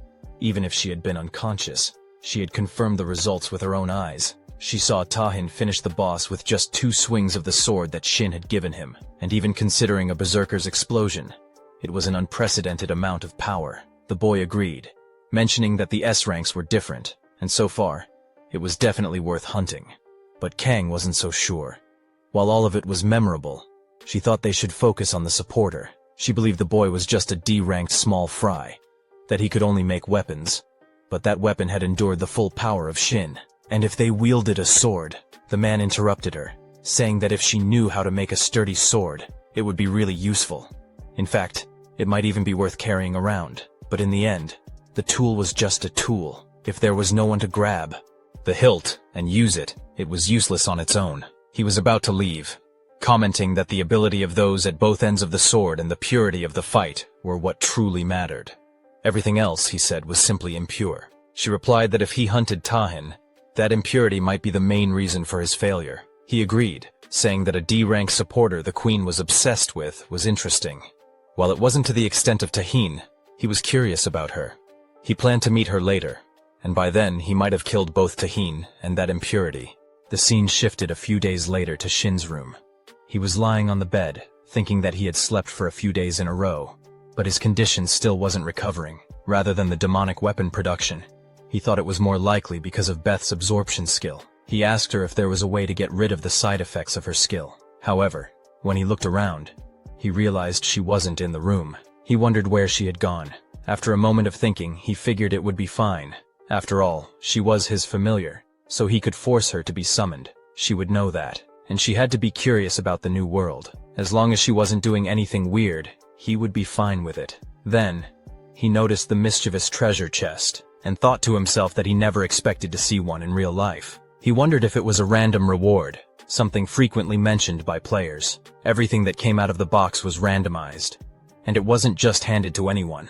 The objects the chest bestowed were limited to things the owner of the chest needed. The problem, though, was that the function was a bit off. Like a sword that was sharp and firm but missing a screw. It could only be used to attack, not to block. Or like a shield that could absorb any impact without recoil, but would also randomly reflect that impact onto someone else. And despite its extreme weaknesses, what made it so wicked was that it wasn't an unusual item. There were many cases where people tried to use equipment matching the conditions somehow, and still ended up seeing blood. If there was one item he needed right now, it was something with the ability to recover mana, or increase the total amount. He wondered what type of item would come out and whether it would have any weaknesses. Finally, he opened the chest, and a blue light glowed inside his room. He found a ring called Trader's Gluttony, which allowed the wearer to use the skill Mana Drain. He was confused, and Hey in the system screen popped up, explaining that the function depended on the amount of favorability the target had toward the wearer. Frustrated, he threw the ring aside. At that moment, Beth entered the room. Shin thought that the drain ability itself wasn't bad. It was kind of overpowered. But the condition was favorability, and the name of the item was ominous. Beth mentioned she didn't know why he was angry, but it felt like he had a guest outside, referring to someone as an idiot who had come by. Shin looked out from his apartment and saw Kim getting out of a car. He wondered what was up with the state of this neighborhood. What kind of place was Tahin letting his supporter, Shin, live in? Even though Tahin acted like he was being so generous, he was really just a terrible person. Shin thought that Kim might be right. Kim looked at the apartment building, thinking that it seemed a bit too much for him to scout a supporter on his own. But Shin was valuable enough to make it worth the effort. Even without Tahin's report, Kim could feel the situation unfolding for himself. Back then, Shin had done something for Tahin, and the energy that came from him was powerful enough to break through the barrier, reaching Kim for a brief moment.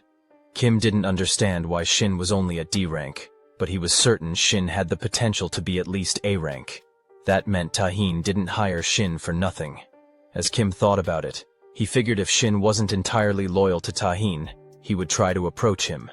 Shin came down to meet him and asked how Kim had found his apartment. No matter how he thought about it, there was no way Kim could have found his address legally. Kim, not bothered by the question, responded, "What really matters isn't how I found it, but how you received it." Normally, in situations like this, most people would be impressed, thinking that the best guild wanted them so badly. He waved his hand towards Shin, adding, "You must have been pretty impressed to come out and meet me in person." Shin stepped past him, saying that he didn't come to meet Kim, and apologized for it. He explained that it was just the renewal date for his helper job certificate. Kim mentioned the things Tahin was giving Shin, promising to give him triple the amount. He knew that after what happened last time, he probably looked like a fool to Shin. But to those with ability, Kim would treat them well. He would give them the best treatment, something no one else could match. Shin replied that he was surprised Kim was self-aware to that extent, but it wouldn't change his response. "I'd give the same answer I gave to Tahin. There's nothing you can offer me." Kim got pissed off, as he had received the same kind of reply from Kang. He asked if she thought he and his guild were idiots. Angered, he clenched his fists and said that he would show both Shin and Kang what he could offer. He would make it so they would both end up begging him for the job. Kim left, thinking that he would reconsider this before the Hunter Association's accessibility was kind of a mess. Most hunters drove their own cars, which made sense in a way. He bumped into a man and quickly apologized, but the man just walked off without saying anything. Shin felt like his condition still hadn't fully recovered as he was walking. A person approached him directly. He tried to recognize the face but couldn't. He wondered if Do-jun Hun was still alive.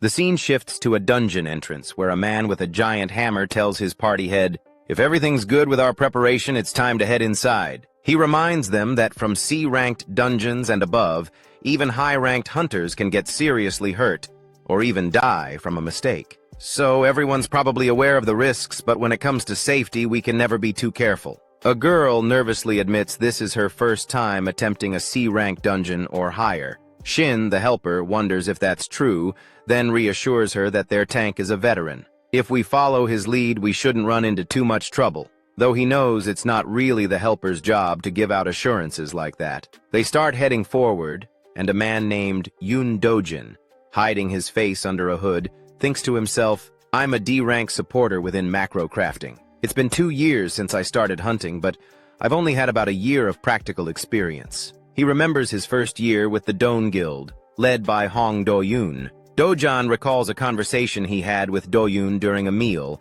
where Do-yoon mentioned a D-rank gate. Dojan had asked why Do-yoon was interested in such a simple gate when, with his experience and the guild's resources, he should be aiming for something higher, like a C rank. Do-yoon had explained that although it was a D-rank gate, its size and the amount of resources it held made it worthwhile. In dungeons like that, the profits are huge compared to the manpower required, which is why large guilds usually take them on. Dojan comments that D-rank dungeons seem so cheap, especially when big guilds are already rolling in riches. To them, a D-rank dungeon is probably just pocket change. But he points out that things are different for newer guilds like theirs. Even if we only get half of what we expect, there's still a lot we can do with it. I could upgrade my hardworking guild members' equipment and train them in exclusive facilities instead of sharing space with other guilds. There wouldn't be much left after that, but it's enough to build up the guild. Doyan then tells Dojan, "Be patient.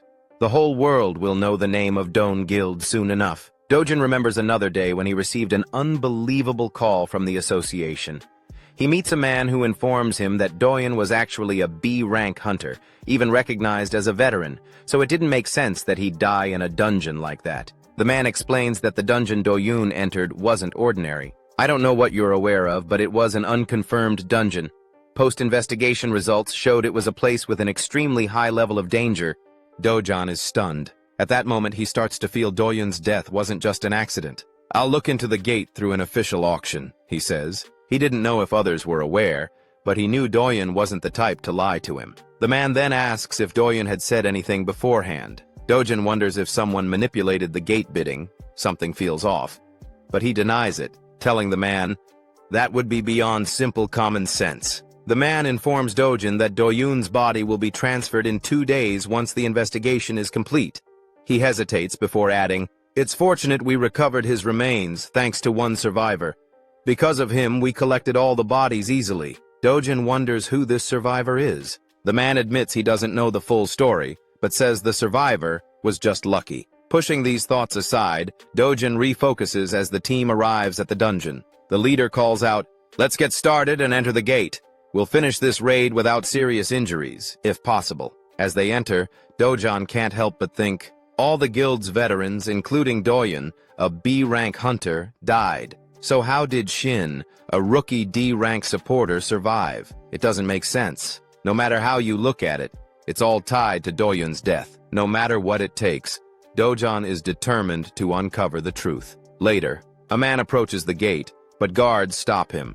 Only raid participants are allowed in. The man claims he's part of a party and must have gotten the wrong time. He shows his permit and asks them to check. As the guard verifies, the man mutters, "These crazy people would show up at all hours if they weren't connected to the raid." The guard confirms approval, and the man says, "What a relief." "What was that?"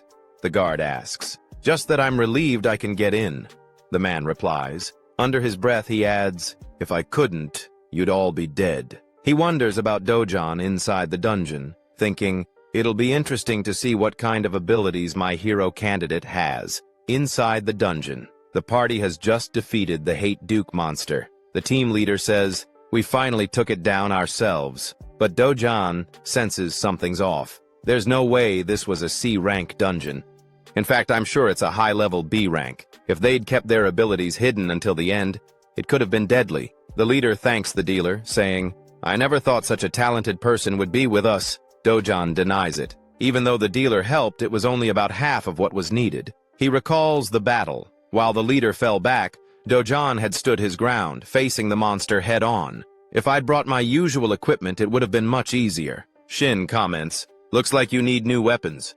I'll make you a pair." Then he asks, "Will you forget about your abilities once we leave?" Dojon tries to shake off his thoughts. The strength, cutting power, and weight of the weapons were all far superior to his usual gear. Who materializes high-level weapons this easily? Is Shin really just a D-rank supporter? Dojon calls out, "Shin, who are you really?" Shin replies, "I should be the one asking. We haven't introduced ourselves yet." But Dojon already knows his name. Removing his mask, he rephrases, "Do you know Doyon, my older brother, and the guild master of Don Guild, which you were part of a year ago?" Shin seems confused. Dojon continues, "I don't care about your identity. What I want to know is everything that happened to my brother a year ago, and your connection to it." Before he can say more, an attack is launched at him. Dojon quickly draws his twin swords, wondering if a monster remains. But instead, a man steps forward. "An unexpected turn of events," the man says. "Even though your best days are ahead, I didn't think anyone could deflect my attack. To think someone like you is still alive, and I've already killed the others." Dojon tenses. He hadn't even noticed the man's presence. This strength. Is he a berserker? He's definitely a few steps above me. "No need to be scared," Dojon says. "Just relax." The man smirks. "I heard there was a D-rank supporter mixed in, but it turns out to be Impurity Boy Shin." Shin frowns. "What do you mean by that?" "A shame," the man continues.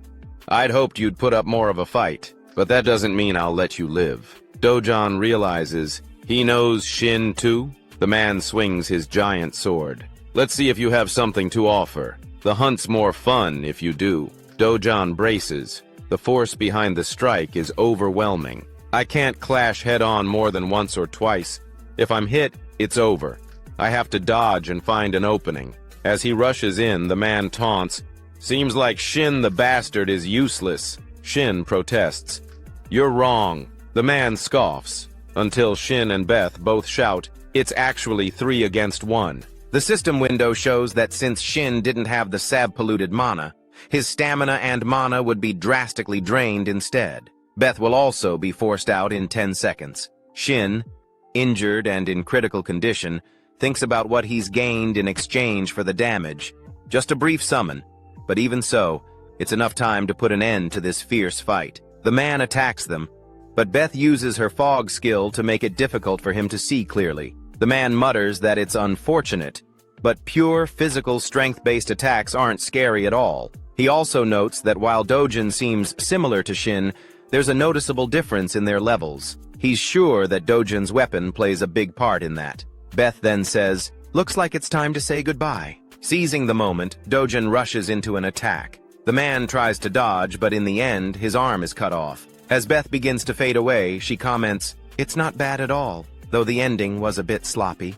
Dojin thinks to himself that while killing the man might be too difficult, he could at least manage to seriously injure him. There's a huge gap in their basic skills, but in this state, Dojin is certain he has a real chance. Dojin tells the man, "If you want to live, you should just drop your weapon and surrender." He adds that, considering the sins the man has committed, the outcome will likely be the same either way. The man drops his weapon and gets up. While Dojin initially thinks it's a clear act of surrender, he instantly senses that the man has something else in mind. As the man prepares to use his power, Shin realizes it's the corrupted mana. Dojin quickly rushes to attack, but the man smirks and says, "Let's see each other later," before disappearing. Dojin sees the magic circle forming and understands it's a teleportation circle. Shin comments that it's a relief.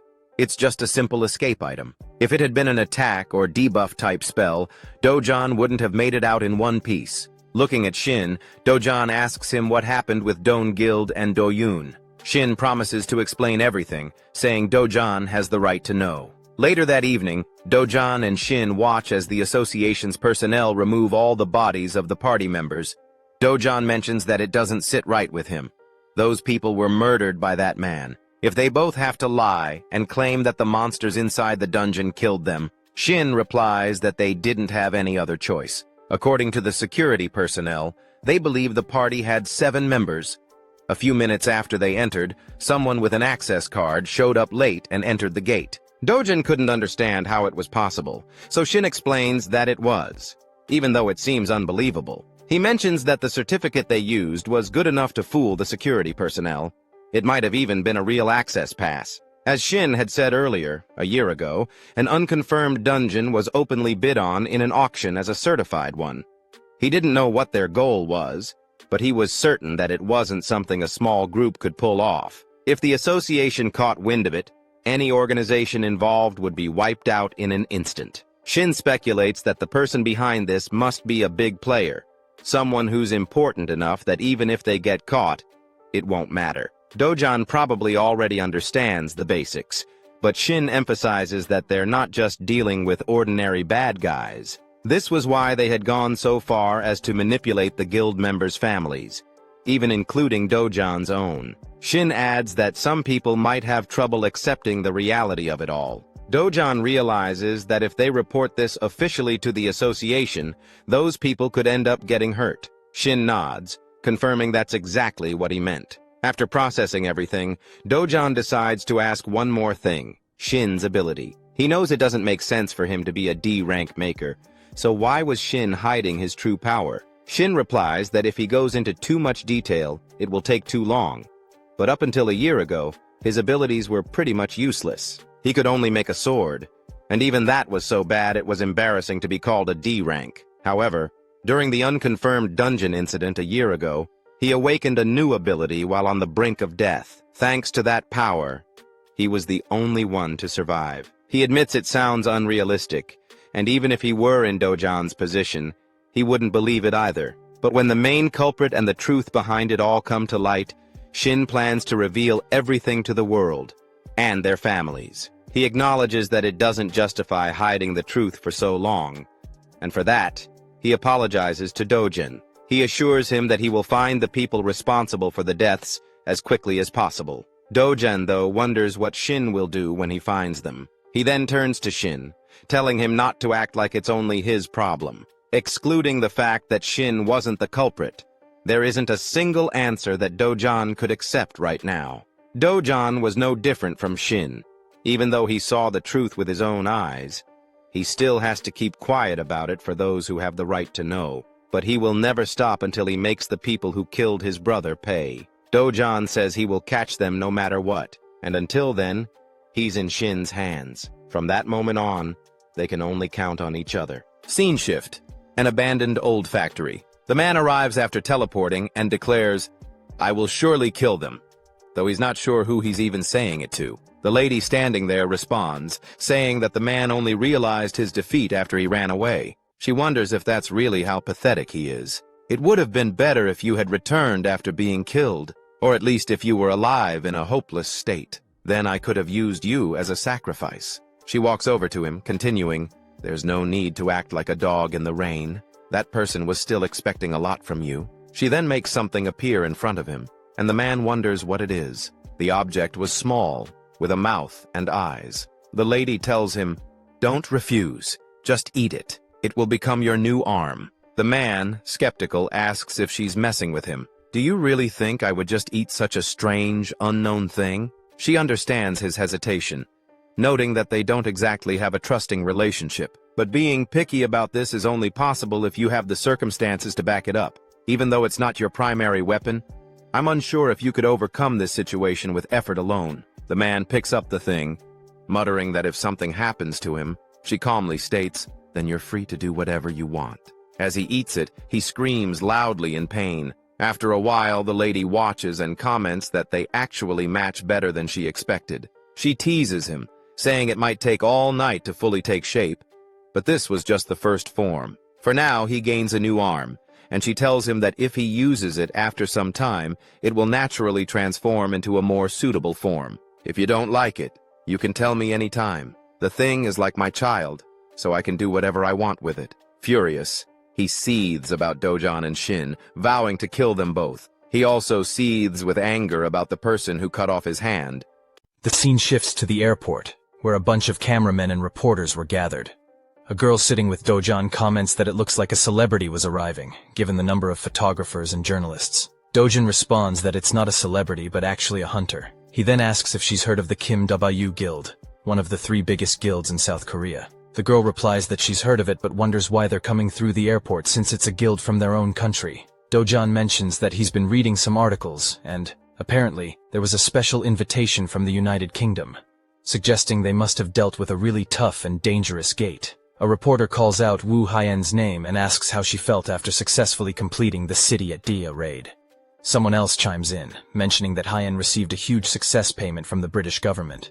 Another reporter asks if she thinks the top 3 guilds in South Korea could compete internationally. Haiyan's assistant steps in and says they won't be giving any interviews at the moment, but will respond with an official press release later. As they leave, the lady first expresses her admiration for Haiyan, saying she cleared her schedule until the next day. She mentions that Haiyan has a group interview with the representatives of the Sangwa Guild at 11 a.m.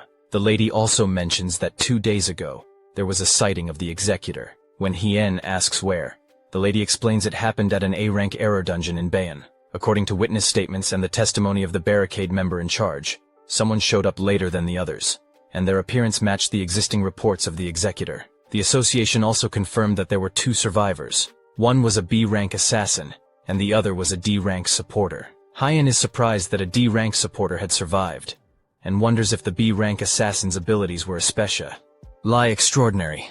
The lady says she doesn't know, but mentions that both survivors later testified that the deaths of their party members were just accidents that happened during a hunt. Hien thinks there could be several possible explanations. They might be on the same side as the executor, or maybe they were threatened in some way to keep them alive. She knows she needs to meet with both of them because she's curious about what they might reveal. Meanwhile, Shin is in his room, thinking that he didn't expect to find anything. And as expected, there was no record of that man among the great sword users in the Hunter Association's records. First off, Shin knew the man wasn't a well-known hunter, and on top of that, he often changed his appearance. What Shin could be sure of right now was that the man was connected to the strange incidents happening at the error dungeons. Furthermore, the existence of these error dungeons might even be the work of the organization the man belonged to. Shin also considers the case of the estate where Beth had been, and wonders if they could have wiped out all the participating hunters, including Tahin. Based on the abilities and potential of the people there, they could have all risen to become heroes in the future. If they had been wiped out, it would have been a huge loss for the world. The fact that they weren't just stopping at forging dungeon ranks and were sending assassins separately suggests that the organization might be planning operations outside of dungeons as well. This means the real danger might be lurking outside the dungeons too. Just then, he gets a call. The person on the other end asks if they've contacted Shin. After the call, he goes to a restaurant that evening to meet Kang. She comments that she expected a Thai, given the place, and wonders if maybe she had expected too much. Shin replies that he's never been to a place like this before, nor had he ever thought about coming to one. The more time passes, the more distrustful he becomes of society. Shin doesn't think his address or phone number is anywhere in the publicly accessible association database. Kang wonders about his address and asks if Kim came to visit him. It's obvious what happened. Kim probably came looking for Shin wearing that greasy smile and with his usual unfounded confidence. But Kang reassures Shin, telling him not to worry. She says she isn't here to tell him anything hard to hear. She just invited him out because she had a personal interest in him.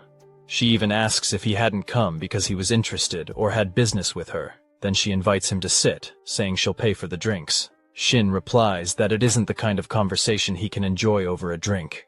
If she doesn't have anything specific to say, then he'll just stick to his business. Kang admits she can't remember the end of the last dungeon because she fainted. That's why she asks him how he defeated the monster. Because even Tyne, given his conditi on at the time, had no chance. Shin replies that she should be asking Tahin, not him. After all, he's a D-ranked supporter with no combat ability. In that situation, where everyone else was unconscious, there was no way he could have understood what was happening. All he did was use his remaining energy to create a sword, and he didn't know anything else. Kang says that's fine, but Shin is left wondering what she really wants to say to him. She mentions that although it sounds absurd, it's actually quite amusing. A crazy person with a great sword is going around hunting hunters, and the likely next target would be Kang. Shin replies that if his predictions are correct, the fact that she entered an A-rank error dungeon means she's already a target. Among all of them, she's the only hunter not affiliated with any guild. Kang picks up where he left off, saying they'd probably go after her first, since she doesn't have the protection of any organization. It sounds plausible, but she wonders if he's forgetting something important. She points out that it isn't just her. There's a D-ranked supporter like him who also isn't part of any guild and is much weaker in combat ability. If what Shin said is true, then isn't he the one in a more dangerous situation? She asks what he thinks about that, and offers to protect him if he wants. Shin replies that he's already told her everything he needs to, so he's leaving.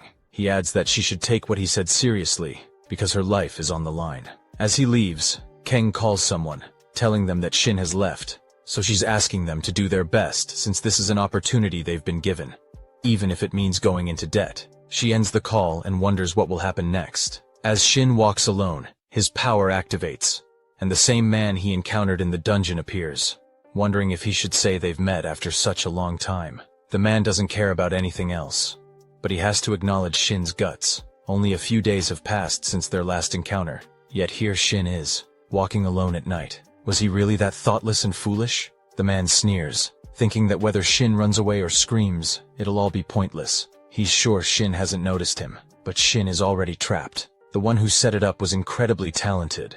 With the barrier in place, no one would know what's going on inside. And until either Shin or the man dies, not even an ant could leave. Shin shrugs, mentioning that it isn't bad. The barrier only blocks entry, but it's based on a principle that creates a virtual space mimicking reality. He briefly forgets about the corrupted mana and feels uneasy, realizing he can't sense any presence. He wonders if the man has killed everyone living there. It's a real relief, though. His organization has a level of discernment, too. The man is curious about what Shin means. Shin, however, replies that he expected something like this to happen, and that he thought they'd come after him. It might even happen tonight. The man scoffs, calling Shin the perfect target, and mocking him for being just a supporter who can't do anything on his own. Before Shin can respond, the man interrupts, attacking with his sword and telling him to keep babbling while acting so carefree. The attack lands, creating a cloud of smoke. But when the smoke clears, the man is shocked to see Shin has created a sword to block the blow. The man thinks to himself that this wasn't a half-hearted strike like last time. Any other fighter would have been dead immediately. Shin calmly responds, saying that it's the first time in a year he's been able to fight one-on-one without worrying about witnesses. As for being a supporter who can't do anything on his own, well, the man isn't entirely wrong. Shin then attacks using the grid world and challenges the man to try and keep up. Hyen was in the car when it suddenly stopped. She realized she couldn't see the sign indicating a gate, but she could feel a corrupted mana. As a saint, a class considered mid to upper tier among support classes, she typically used general mana as well as distinct divine power. Divine power was considered the opposite of corrupted mana, so while some classes might not detect corrupted mana visually, they could still sense it. Her assistant asked if they should report it to the association, since the corrupted mana had appeared right in the middle of a residential area. Hyen suggested they wait for 30 minutes. If she hadn't returned by then, they could contact the association as planned. She gathered her power, grabbed her weapon, and headed off. Her assistant felt like the area was an empty wall, but Hyen seemed to sense something. Then, to his shock, he watched as she passed through the gate. Not only had she crossed, but now he couldn't feel her presence at all. He hoped nothing bad would happen inside. Shin released his sword, preparing to attack. The man barely dodged, his anger flaring as he yelled at Shin, saying tricks like that wouldn't work on him. Then, he noticed a grenade land near him. A KM-38 mana grenade, a high-powered weapon used by the army to deal with large monsters. The blast hit the man directly. The lady watching from a distance was impressed that Shin had even made the Empress bow her head. Still, she considered him a troublesome opponent. There was nothing extraordinary about the weapons he materialized. They were just strong, sharp blades. However, since they only demonstrated special abilities when wielded by their creator, they seemed designed for physical durability. What truly amazed her was Shin's skill. He wasn't just throwing weapons. His precision in speed, angle, power, and timing was so refined that even an experienced executive like her struggled to keep up. Moreover, he materialized firearms, deploying them at the perfect moments. His application and combat skills were on another level. To use weapons this effectively, he must have real battle experience, like a seasoned veteran. She wondered if a monster like him had been hiding all this time. After firing at the man, Shin considered how mana bullets weren't very effective against monsters above C rank, but against humans. That was a different story. Human strength and toughness were on a whole other level, especially if attacked from behind in a defenseless state. He didn't want to imagine such a situation, but it wasn't like he'd experience it himself. He wondered if the man was ready to give up. Still furious, the man called Shin a bastard. Shin replied casually, saying he'd only asked out of politeness, then launched a barrage of swords. After the blast, the fog cleared, revealing the man had grown a new arm to protect himself. The lady watching sighed and activated her power, muttering that she had no choice. She hadn't wanted to get involved, but with her colleague in danger, she had to help. If she'd known it would come to this, she would have dealt with it earlier. The man admitted he might have been too greedy. She told him to do his best, and with that, his hand transformed into a weapon. Shin gripped his sword, realizing all of this happened because the man's right arm, which should have been cut off, was now fine. The corrupted mana had caused this unexpected change. Shin attacked again, but the man easily cut down his sword with his hand and struck back. Shin barely blocked with a barrier. The lady remarked that materializing strong weapons wasn't enough. Shin needed a countermeasure. Then, Shin remembered the gift Min had given him on behalf of Tahin as part of his guild contract, the Bloodstone of Irachen. It contained the final cries of the monster Irachen, allowing him to temporarily take on the class and abilities of whoever had slain it.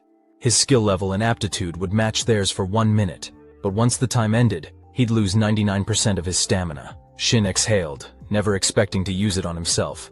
As the man charged, Shin activated the stone.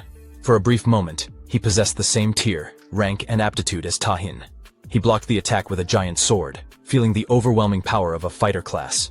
Then, the second round began. Shin struck with an explosive blow. The lady was shocked when she saw the item and realized it was the one secret she had been able to guess.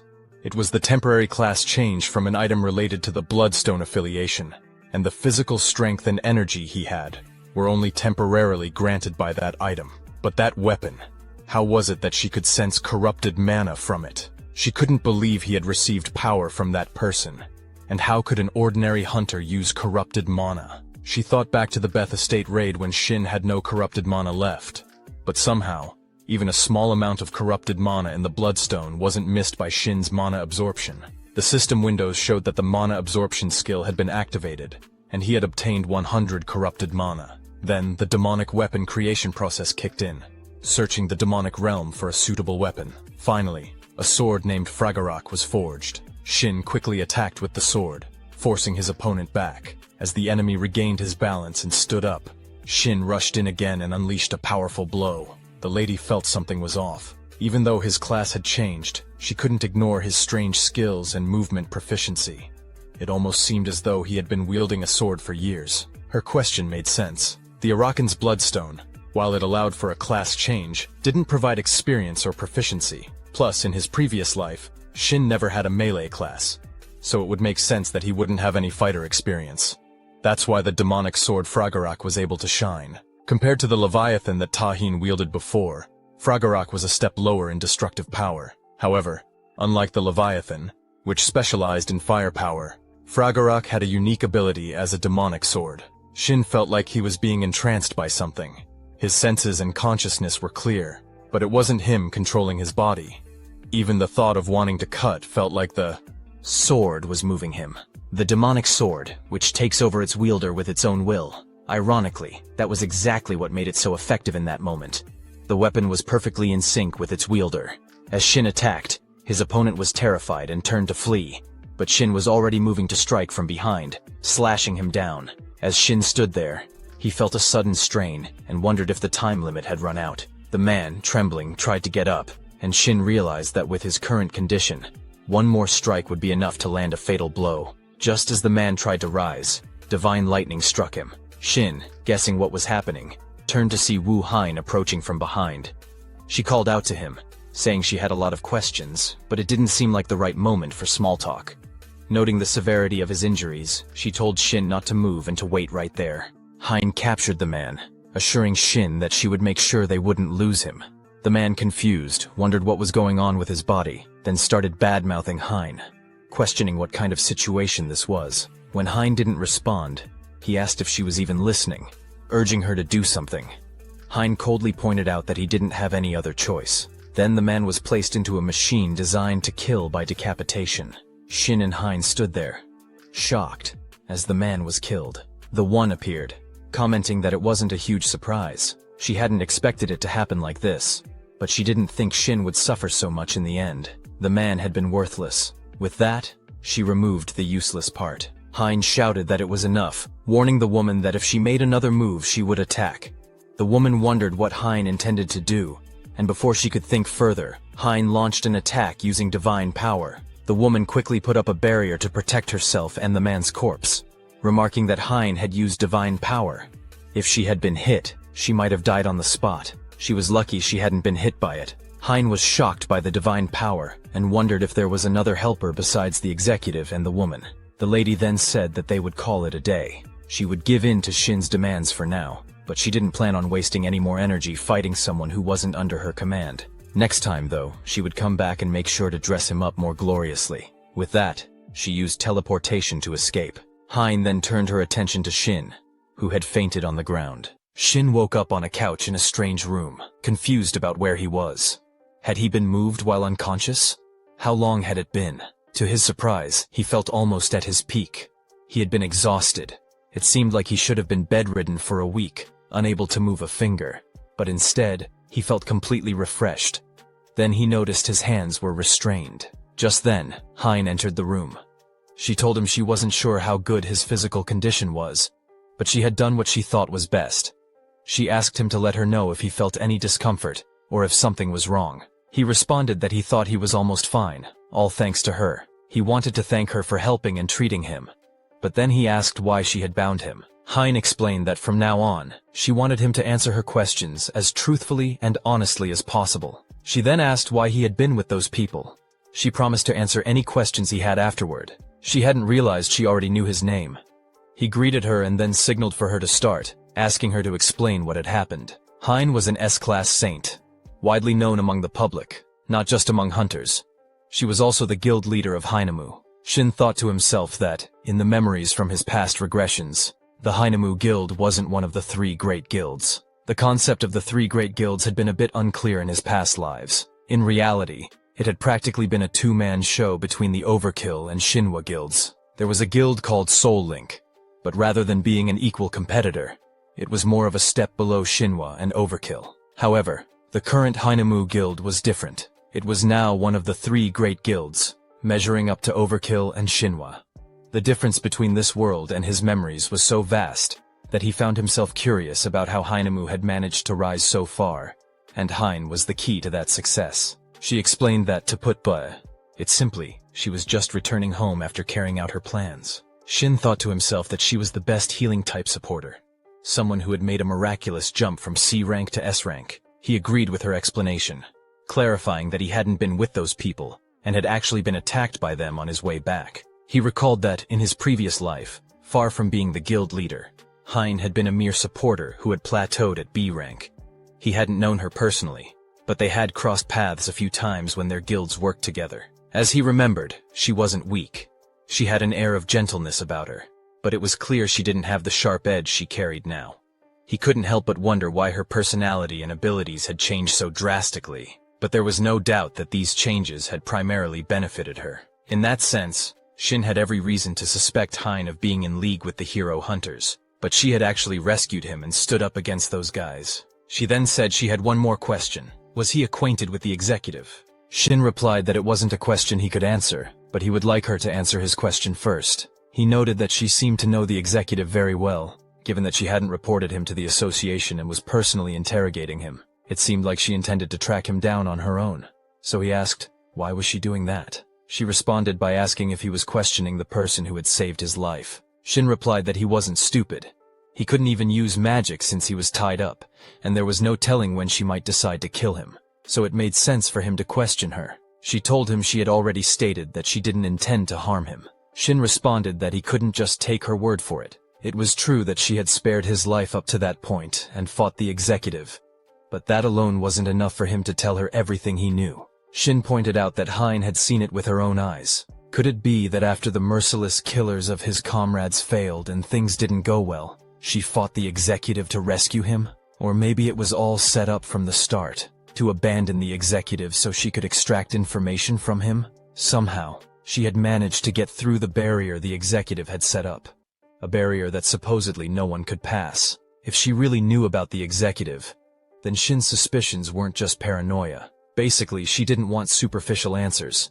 She just wanted proof that she had no connection to those guys. She laughed when he suggested she had connections with those bad people, saying it was unpleasant. She decided she would tell him about herself first. She started by mentioning that she had a younger sibling named Jayen, who, unlike Hein, was extremely talented and capable. Jayen?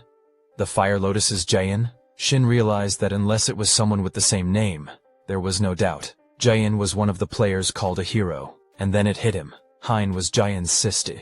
Hein explained that guilds had recognized her sister's talent and had offered for Jayen to join them, but she refused all of their offers. Hein suspected it was because Jayen felt like a burden to her and always wanted to be with her. 2 years ago, Jayen had come home excited and full of energy. She told Hein that if everything went well, they could start their own guild. She felt so lucky as she spoke. Then Jayen pushed a piece of paper toward Hein. It was the winning bid for the gate, the trap that had taken the lives of everyone there. Shin told Hein that the winning bid must have been a forgery, and that the gate was likely an unidentified one. Hein asked how he knew, but it was clear he was right. It had been an unidentified gate, and on top of that, it was a high-risk dungeon.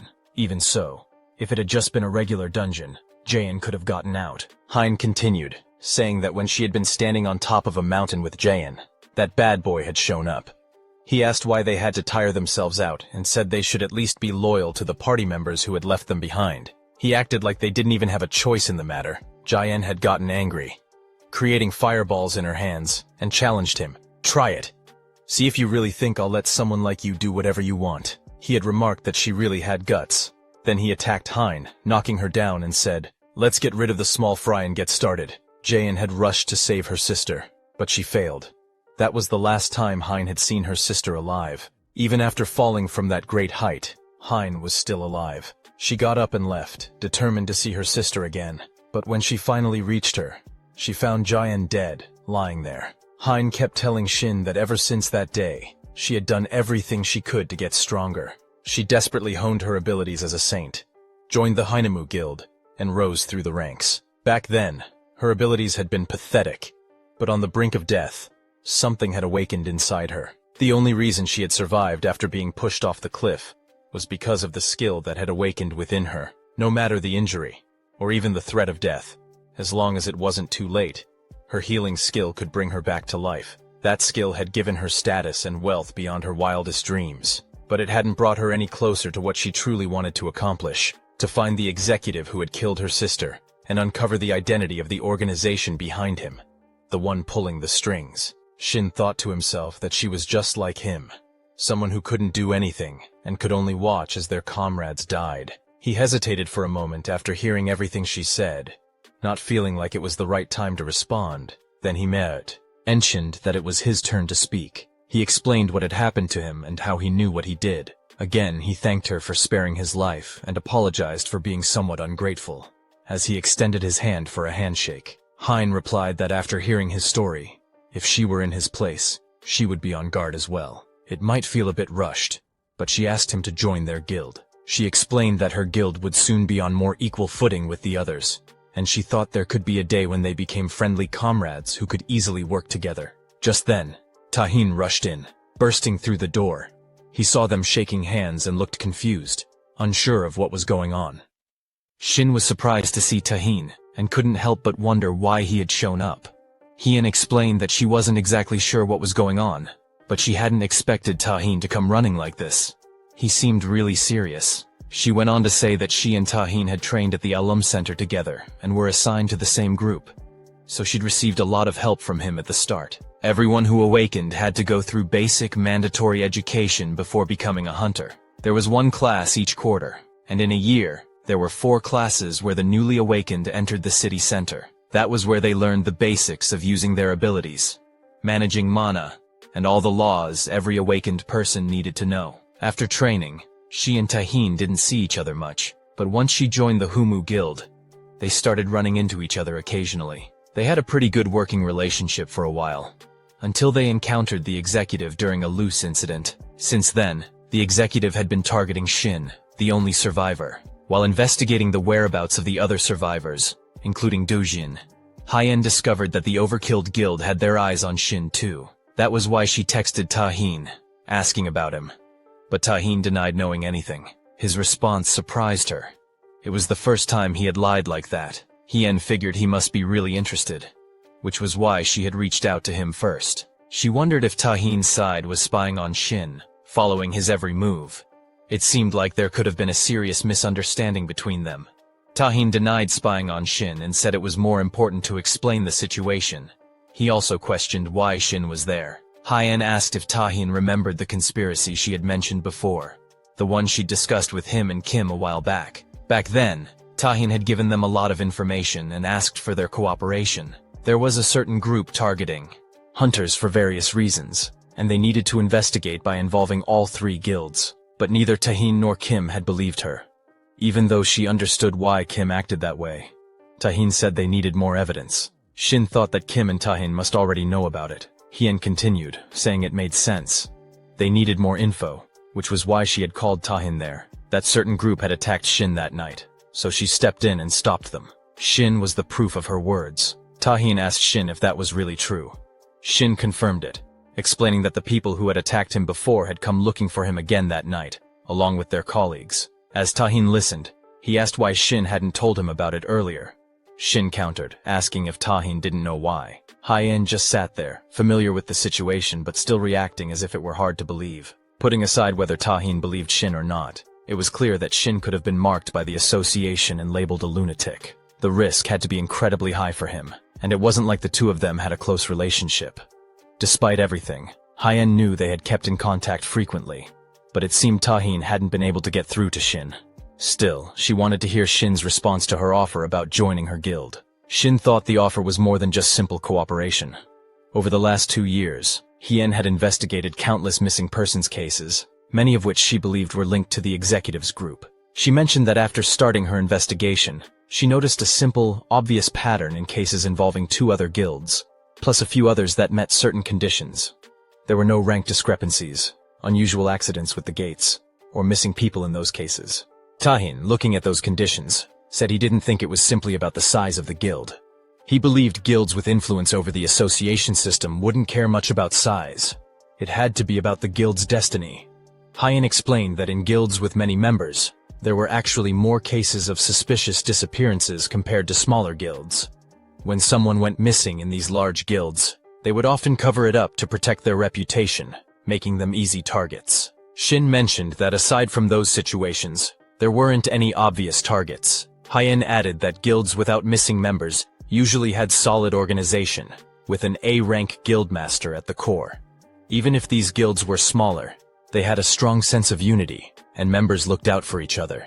They wouldn't ignore a disappearance. She felt that even though she was openly investigating, and perhaps because of her connection to Humu, she sensed they were trying to avoid her. Even Kim, with his usual personality, definitely took care of his people, which was why he led the Shinhwa Guild. She suspected they were avoiding unity, but she doubted they could keep it up forever.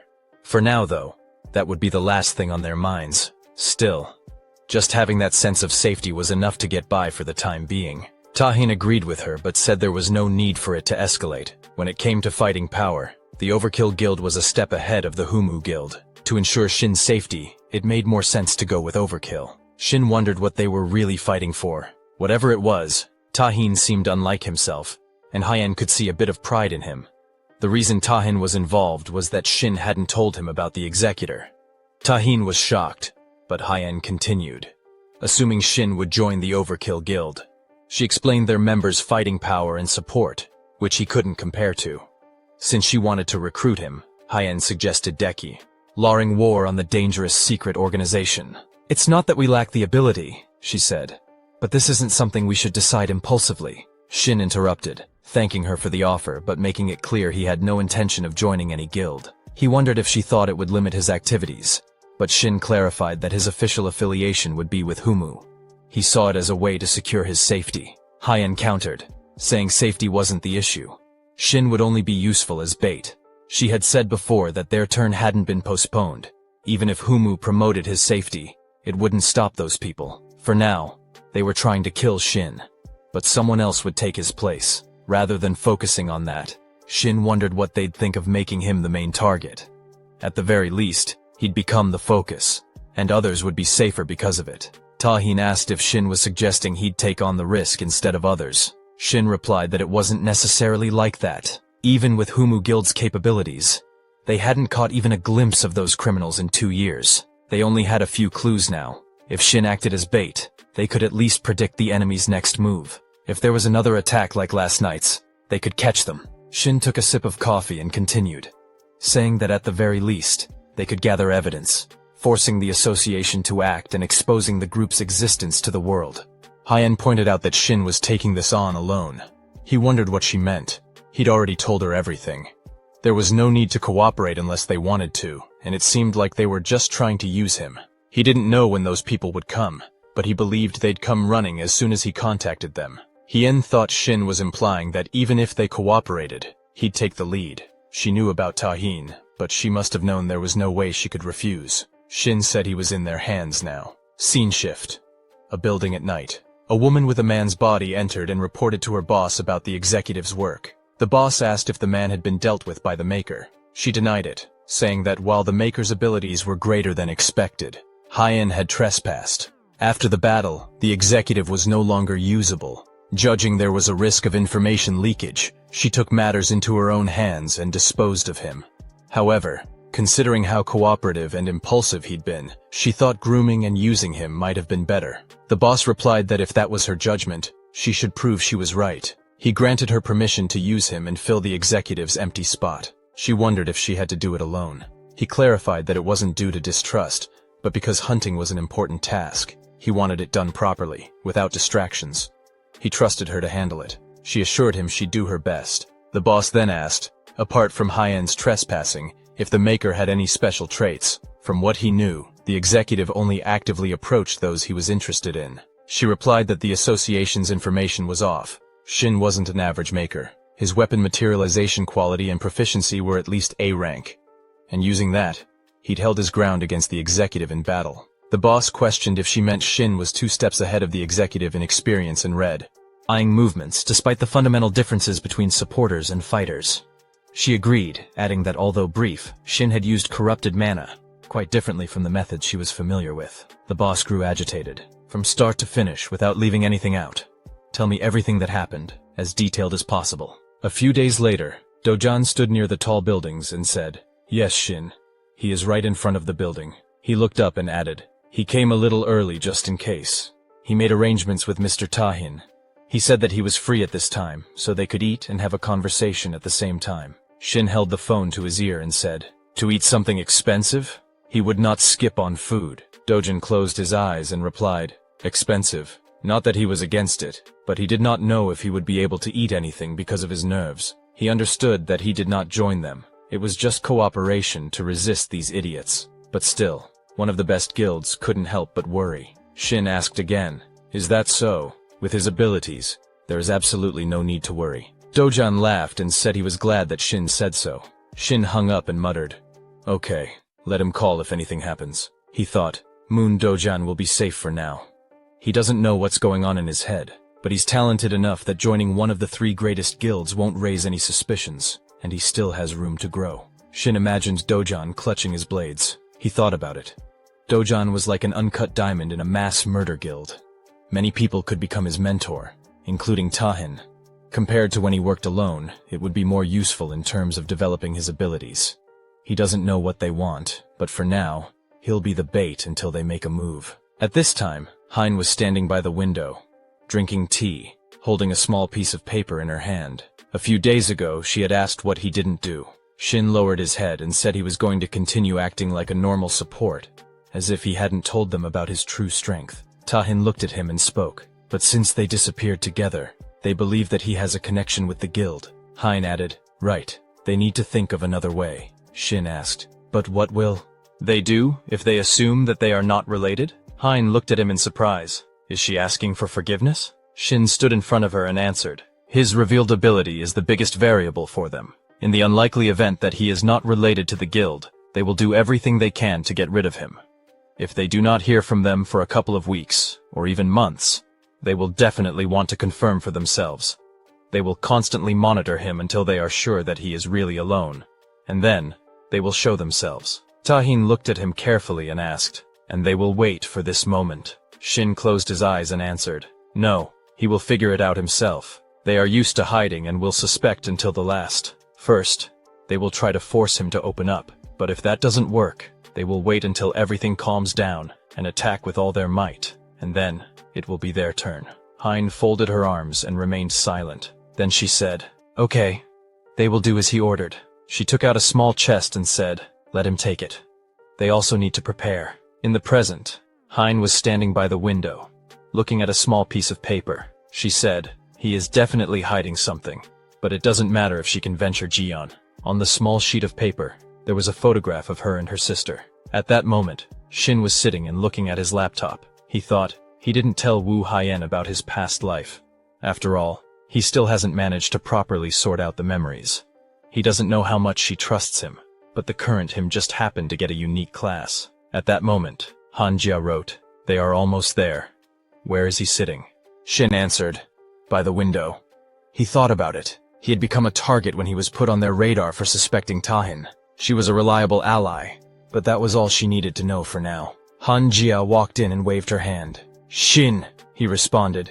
Hanjia. He thought about it. It seemed like she wore glasses outside the dungeons. She had changed so much since the last time they met. Hanjia, the future goddess archer, had cleared the dungeon with him last time.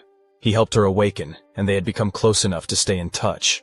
She usually took the initiative to ask how things were, but even when they weren't in contact, there was no problem asking how she was doing. After awakening her ability, Hanjia began to stand out. He imagined her drawing an arrow.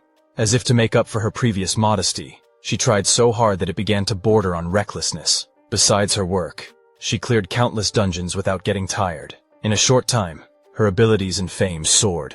Newspaper headlines printed her photos. She became a rising star. "Currently," Shin said, "I read an article about you. Top 10 ranged fighters. It's incredible." Hanjia asked shyly, "Did you see it?" Somehow, she was asked for an interview, so she gave it.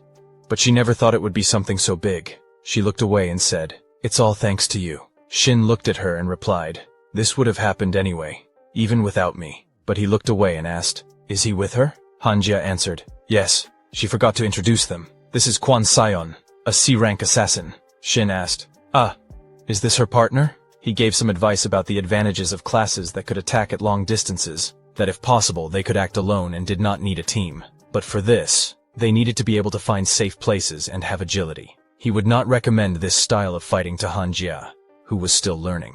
Therefore, she needed a partner who fought in close combat, instead of a tank. She would be better off with someone who had higher agility to attract the attention of monsters and guarantee the safety of long-range hunters. In turn, they could attack without worrying about their comrades' safety.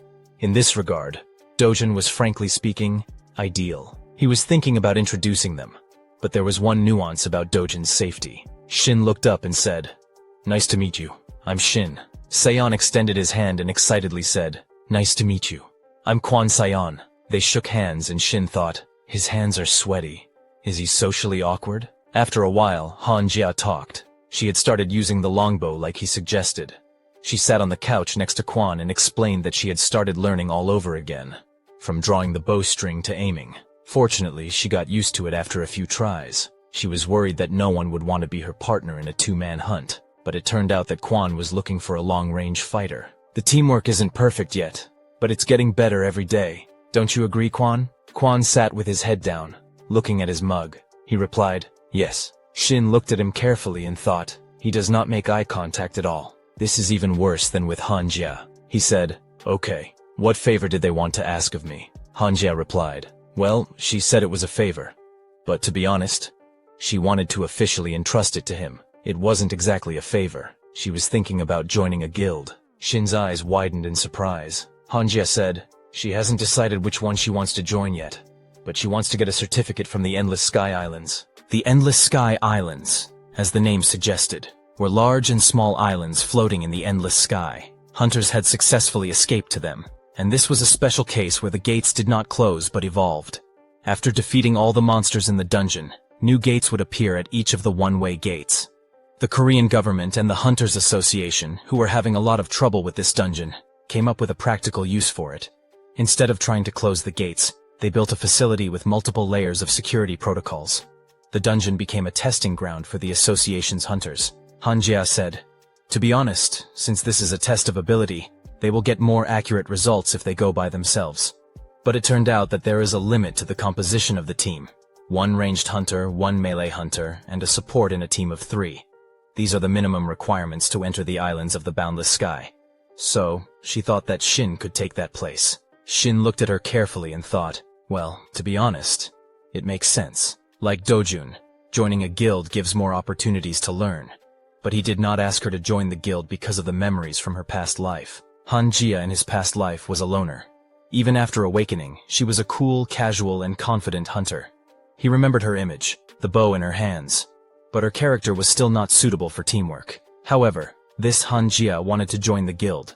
Had she changed after all? In some way, she was similar to the old Han Jia. But she looked at Shin's thoughtful face and asked, "Shin, if she asked for too much, he could refuse." He answered, "No." He was thinking about something else. Shin said, "Okay, this will be useful to him in many ways too." Han Jia looked at him happily. Shin suggested going to the islands of the endless sky. After a while, people were standing near the portal. Yu Jun, the guardian of the islands of the endless ski. I said before the entrance, "I'll repeat the rules once again. In their bracelets, mana is also their entrance ticket to the islands and a guarantee of safety. They will be transferred to the desired island on which they will take the exam. Only if they enter with bracelets, and with me." The guys listened carefully to her words. June said, "They shouldn't take them off so that they can get help from me in an emergency." She put her hand on her heart and said, "I was retired, but I had experience as an A-rank support. I have skills like barrier and rescue. If something happens on the islands, I'll be able to save them without any problem. However, this requires their cooperation and communication. So, if there's a problem during the test, or they feel like they can't pass the exam, please let me know immediately." Shin turned around and looked back carefully. Kwon was holding a sword in his hands, watching this with a worried expression. Shin thought that even though he had worked with Jia a few times, he could tell that Kwon was a complete newbie. Besides, he had never seen a sword like this before. Judging from its appearance, it was meant to pierce the enemy. June turned around and said, "Let's go." The guys followed her. After a while, They were transported to the islands of the Endless Sky, the 12th district. The guys came out of the portal, and June said, "The first wave will begin in 5 minutes. Each wave will have a certain number of monsters, and the difficulty will increase. To clear the dungeon, they must defeat all the monsters in each wave. The number of monsters they kill will be entered into the database in real time." Hanjia asked, "What is the maximum number of waves?" June pointed to the side and said, "As far as I know, only these 100. But that was when this place was a simple dungeon." Then the hunters simultaneously showed everything they were capable of. There were a maximum of 73 waves in the test. The leader of the Overkill Guild, Tahin, and the leader of the Haiyan Guild, Wu Haiyan. This is still a record, Shin thought. Even if we take into account that Tahin couldn't use all his strength because of the weapon. To think that they could only reach the 73rd wave. It must be harder than I thought. June waved her hand and said, "I'll be at the location where I can observe them. If I think that they can no longer continue the test, or if they themselves declare that they're giving up, I'll immediately intervene." At this moment the monsters were already quickly approaching. June evaporated, and the guys moved forward, holding their weapons. Wave 1 began. 30 gremlins came out of the bushes, drool dripping from their mouths. Shin looked at them and thought, "Gremlins?" For Quan, with her level, this isn't even a warm-up. He turned around and asked, "What kind of bloodlust?" Almost at the monstrous level, he saw Quan stretch out his sword, covering himself in bright energy. After a while, the 4th wave began. 3 orcs, the monsters, had swords stuck in their bodies, and energy was spreading. Shin thought it was an incredible thirst for blood. He had felt something like this before when the awakening of players suddenly began one day. Among those who cleared the dungeon and simply hunted monsters, there was a secret guild that hunted players. Empty fantasy. Shin remembered the terrifying energy that emanated from the fighters. It was a crazy organization of killers, about which there was no information. Some time ago, Shin stood next to a guy kneeling and asked. He had long wanted to know, "Why are they doing this?" The guy looked at him and asked a question. "Horror? Did he not receive a task?" Shin asked, puzzled. "What?" The guy answered. "A hidden quest to hunt other players." Shin grabbed him by the shirt and shouted loudly, "And what kind of rewards will they get for killing players?" The guy just laughed in response. In his eyes, an inscription appeared. "The hidden task. Failed. This is the end," he said. The system window reported it, and the guy's body exploded. Blood splashing onto Shin's body. He thought, "I should know everything." That time, at this moment, Hanjia asked, "He's a little surprised, right? He has an unconventional fighting style." Shin answered, "Yes, the 5th wave has begun," Hanjia said, folding her arms. "It was because of his class ability." She closed her eyes and added, "He doesn't like it when I interfere." Shin frowned and thought, "Isn't he an assassin?" Seon continued to kill monsters quickly.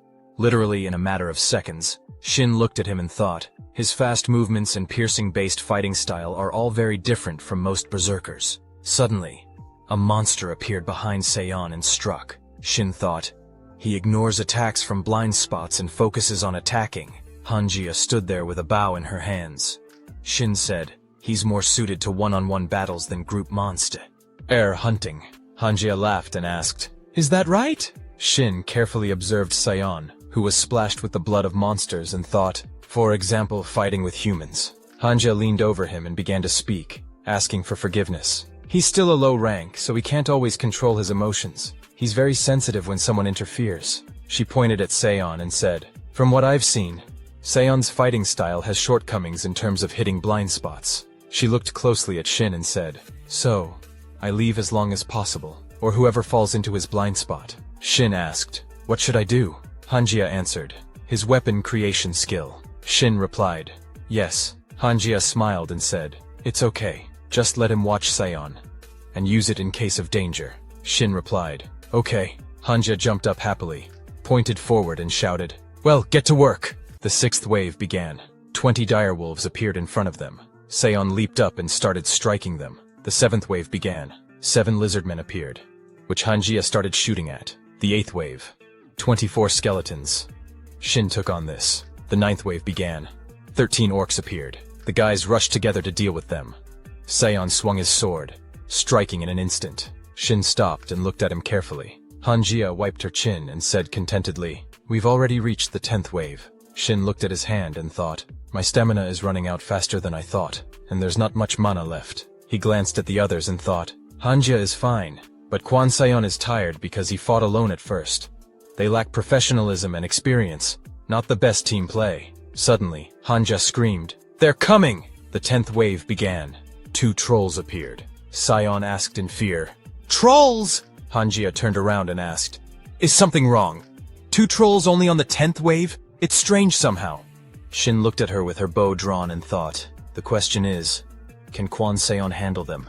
At the same time, a huge monster swung and slammed its fists into the ground. Sayon turned around in fear and stared at it. He pushed off the ground and rushed to run.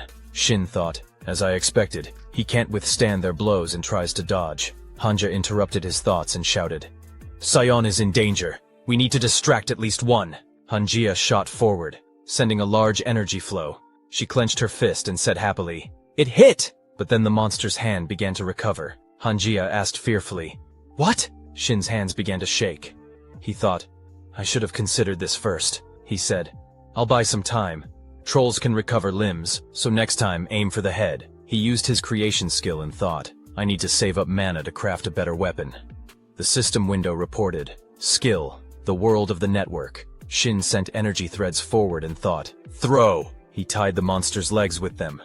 Sayon looked at it, puzzled. Shin turned to Hanja and shouted, "Aim for the head!" She replied, "Okay!" She fired and screamed, "A troll!" It rushed at them, and Hanja began waving her arms, screaming, "It's coming right at us!" Shin observed it carefully and thought, a troll that only has instincts is running to help its comrade. Shin activated his energy, when suddenly, Jun burst out of a portal. She slammed her hand on the ground, activating a barrier. She turned and yelled, "I'm blocking them and moving us to the lobby! Evacuate!" Jun looked at the monsters and muttered, "Guardians? These idiots shouldn't have appeared in this wave. Something happened to the portals." The orcs began breaking through the barrier. Jun screamed, "The portal outside opened, and monsters are coming out! This place is now classified as a dungeon with a rank error!" The protagonist thought, "The Endless Sky Islands became a dungeon with a rank error. But I can't sense polluted mana." Hanja screamed, "Wait! There's still a member of my team!"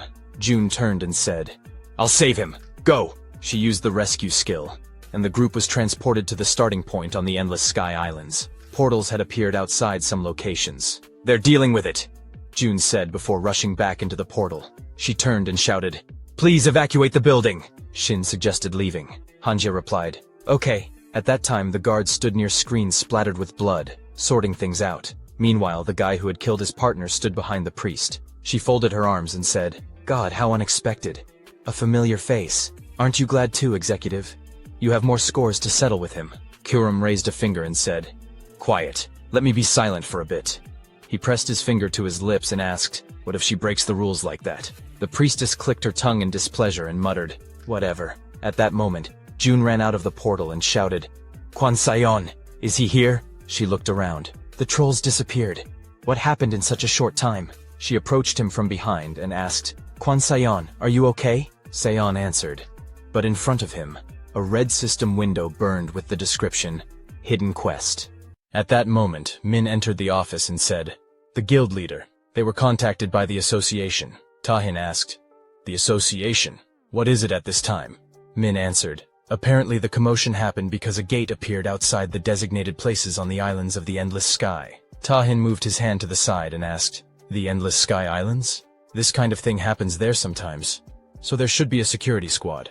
Min replied, "Well, this time the situation is a little different. The connection with the Endless Sky Islands management office was suddenly cut off." He looked at his phone and thought, Shin said that he was going there today. The message with Shin was open on the mobile screen. Tahin asked, "Are Mongan and Jia there?" Min replied, "No. They left with the deputy." Tahin asked, "Who can go immediately?" Min answered, 1A rank hunter, 5B rank hunters, and 3C rank hunters. Tahin lowered his head and thought, it's not enough. But he can't go by himself so as not to disrupt Shin's plans. He asked again. The Shinhwa guild leader, Kim. She heard that he was contacted. They need all the help they can get ASAP. Tahin stood up and said, "Then let her gather the support squad and let Shinhwa start." Min asked in surprise, "Excuse me, but why? Wouldn't it be better to ask the Hayun?" Tahin went ahead and spoke. "That won't work either." After a while, people were driving in a car. Danya asked, "What's all the fuss about?" They'll just monitor the dungeon maintenance squad to write a report. They are awakened with him. Danja chuckled and asked, Awakened? They are ordinary people, not registered as hunters. He had never met a monster and did not know how to fight. Seol looked at him and asked, Let him wait. Seol, does she have her staff with her? Danya said, she had never fought in squads before. She would only get in their way. She took out a stun gun and asked, maybe she should get rid of the stun gun too. And Danja asked, what? Where did she get that from? He looked at it and said, let her leave it for now. After a while, they were met by the military. He is the head of the service squad, Leia Shin. Danya extended his hand and said, nice to meet you. Seol bowed and said, hello. She is the manager of the Shinhwa service squad. Leia Shin laughed loudly and said, he has a daughter the same age as her. Danya looked around and said, they contacted the 3 largest guilds, but it seems no one came. Leia Shin asked, puzzled, sorry, and asked, did they call other guilds even though it was just a simple check? Danya answered, this time they were disconnected from the Endless Sky Island office. Some inspectors reported that there was a rank error there. There were people standing to the side. Strange that the association hasn't come forward yet. Someone used the association's certification. Leia Shin grabbed his head and remained silent. He looked at Danya carefully and said, then they'll do the following. We can go on reconnaissance for now. If people are missing, we need to find them first. Danya asked, what? Leia Shin smiled and said, if anything happens, they can come out. Danya looked at him, puzzled, and said, but the leader. Leia Shin pointed his thumb at himself and said, if these 3 guilds can't work as a team, then even if they have A ranks, they'll only get in the way. He turned around and shouted at the fighters. Do they agree? The fighters replied, yes, sir. Danya grabbed his head and said, something is wrong. Seol asked, why are they doing this? Danya replied, they don't want to lose the reward. Seol asked, so these aren't regular employees? Danya looked away and said, they must be veterans. Did she see how they hold their guns? He handed her stun gun back. Danja said, usually firearms that don't require mana don't work on monsters outside the gate. However, the Skeleton Guild insists on using firearms, thanks to the exclusive enchanter. Leia stretched out his hands and activated his energy on the flying bullets. He tapped her head and said, she should remember all this too. She cried out in pain. Danya said, it is not necessary to remember all the hunters. Seol replied, yes, sir. Danya looked at her and ordered her to make sure that nothing was taken. Danya replied, the guild leader was forcibly suspended from illegal hunter activities when he served in the army, and after he became an official hunter, he was caught illegally clearing dungeons several times. Leia waved his hand, and Shin looked around. He saw the military escorting Danya and Seol. The priestess held a bloody cap and said, let them watch and just kill them quietly. Kurum cut off a piece of meat and asked, how much did he tell her? He thinks it's easy to quietly kill everyone in a public place. He is not a dog like her and does not like killing. The priestess clenched her jaws in displeasure. At that moment, the executive turned his hand into a blade, and Kurum said mockingly, yes, like him. The priestess activated her energy and said, let him keep in mind. He will end up in the same state as the executive if he continues to chatter with his stinking mouth. Kurum put his hands forward and replied with a smirk, he understands. The priestess turned away and replied, if he understands, then let him lure these idiots already. He said that he was not going to help her kill. The priestess walked up to him and grabbed his robe. If he doesn't want to die, let him do as she says now. Kurum pointed his finger and said, one condition. Suddenly the staff looked forward in fear. Leia said, this is the security department. Let them take a look. He turned around and said, they don't know what's inside, so they'll see her. It's other places for now. Danya said, that sounds good. He took out his phone. Shin turned around and asked, why did he take out his phone? Danya said, he's just recording for the record, so we need to record what's inside. Leia chuckled and said, dissatisfied, then we'll start searching. Leia asked, how many need to be saved? Danya said, 1 guard, 5 members of the security department, and 1 S-rank hunter who came for certification. Leia turned around and asked, where they last saw the garden hunter was when she entered the inner room of the gate. Leia took out his walkie-talkie and asked, have they arrived at the security department? Suddenly, a huge red stream of kill headed towards him, and the guy screamed in fear. Danya asked, guild leader, is he okay? Leia asked, what? A large demonic creature appeared in front of them. After a while, Heron got out of the car and said, finally, here. Junyan closed the door and said, puzzled, she wasn't even driving. Heron pointed her thumb at herself and said, "She doesn't have a license. She's a driver without a license, protected by the people." Junyan said discontentedly, "She found something to be proud of." Heron replied, "It's been a long time since she's seen the island of the endless sky. During her last certification, she reached the 47th wave." Junyan asked, 47? That's so little." Heron frowned discontentedly and replied, "She had only just received a rank back then. Actually, she simply didn't have time to pass the certification afterwards." He grinned and asked, "Really?" Heron shot back, "And how far did he go?" He spread his arms in different directions and answered, "More than her." Heron asked discontentedly, "Is he joking?" Shin looked at them and thought, "Who is this?" He came up and asked for forgiveness. Heron looked out and said, "Will he say it sooner?" Shin waved his hand and asked, "Didn't they meet in the dungeon?" Heron looked at him and replied, "Then, support of the Overkill Guild." Junyan looked at him and asked, "What is his matter?" Hanjia looked at Shin and said, "Shin, they—" Shin said, "So?" He adjusted his hair and thought about how to explain. The guys looked at him, puzzled. At that moment, Shantae shouted loudly, "What are they doing?" He looked at the monsters and ordered, "Shoot!" The fighters raised their weapons and started shooting. The huge creature roared loudly, trying to shield itself from the bullets. Many bright beams hit its body.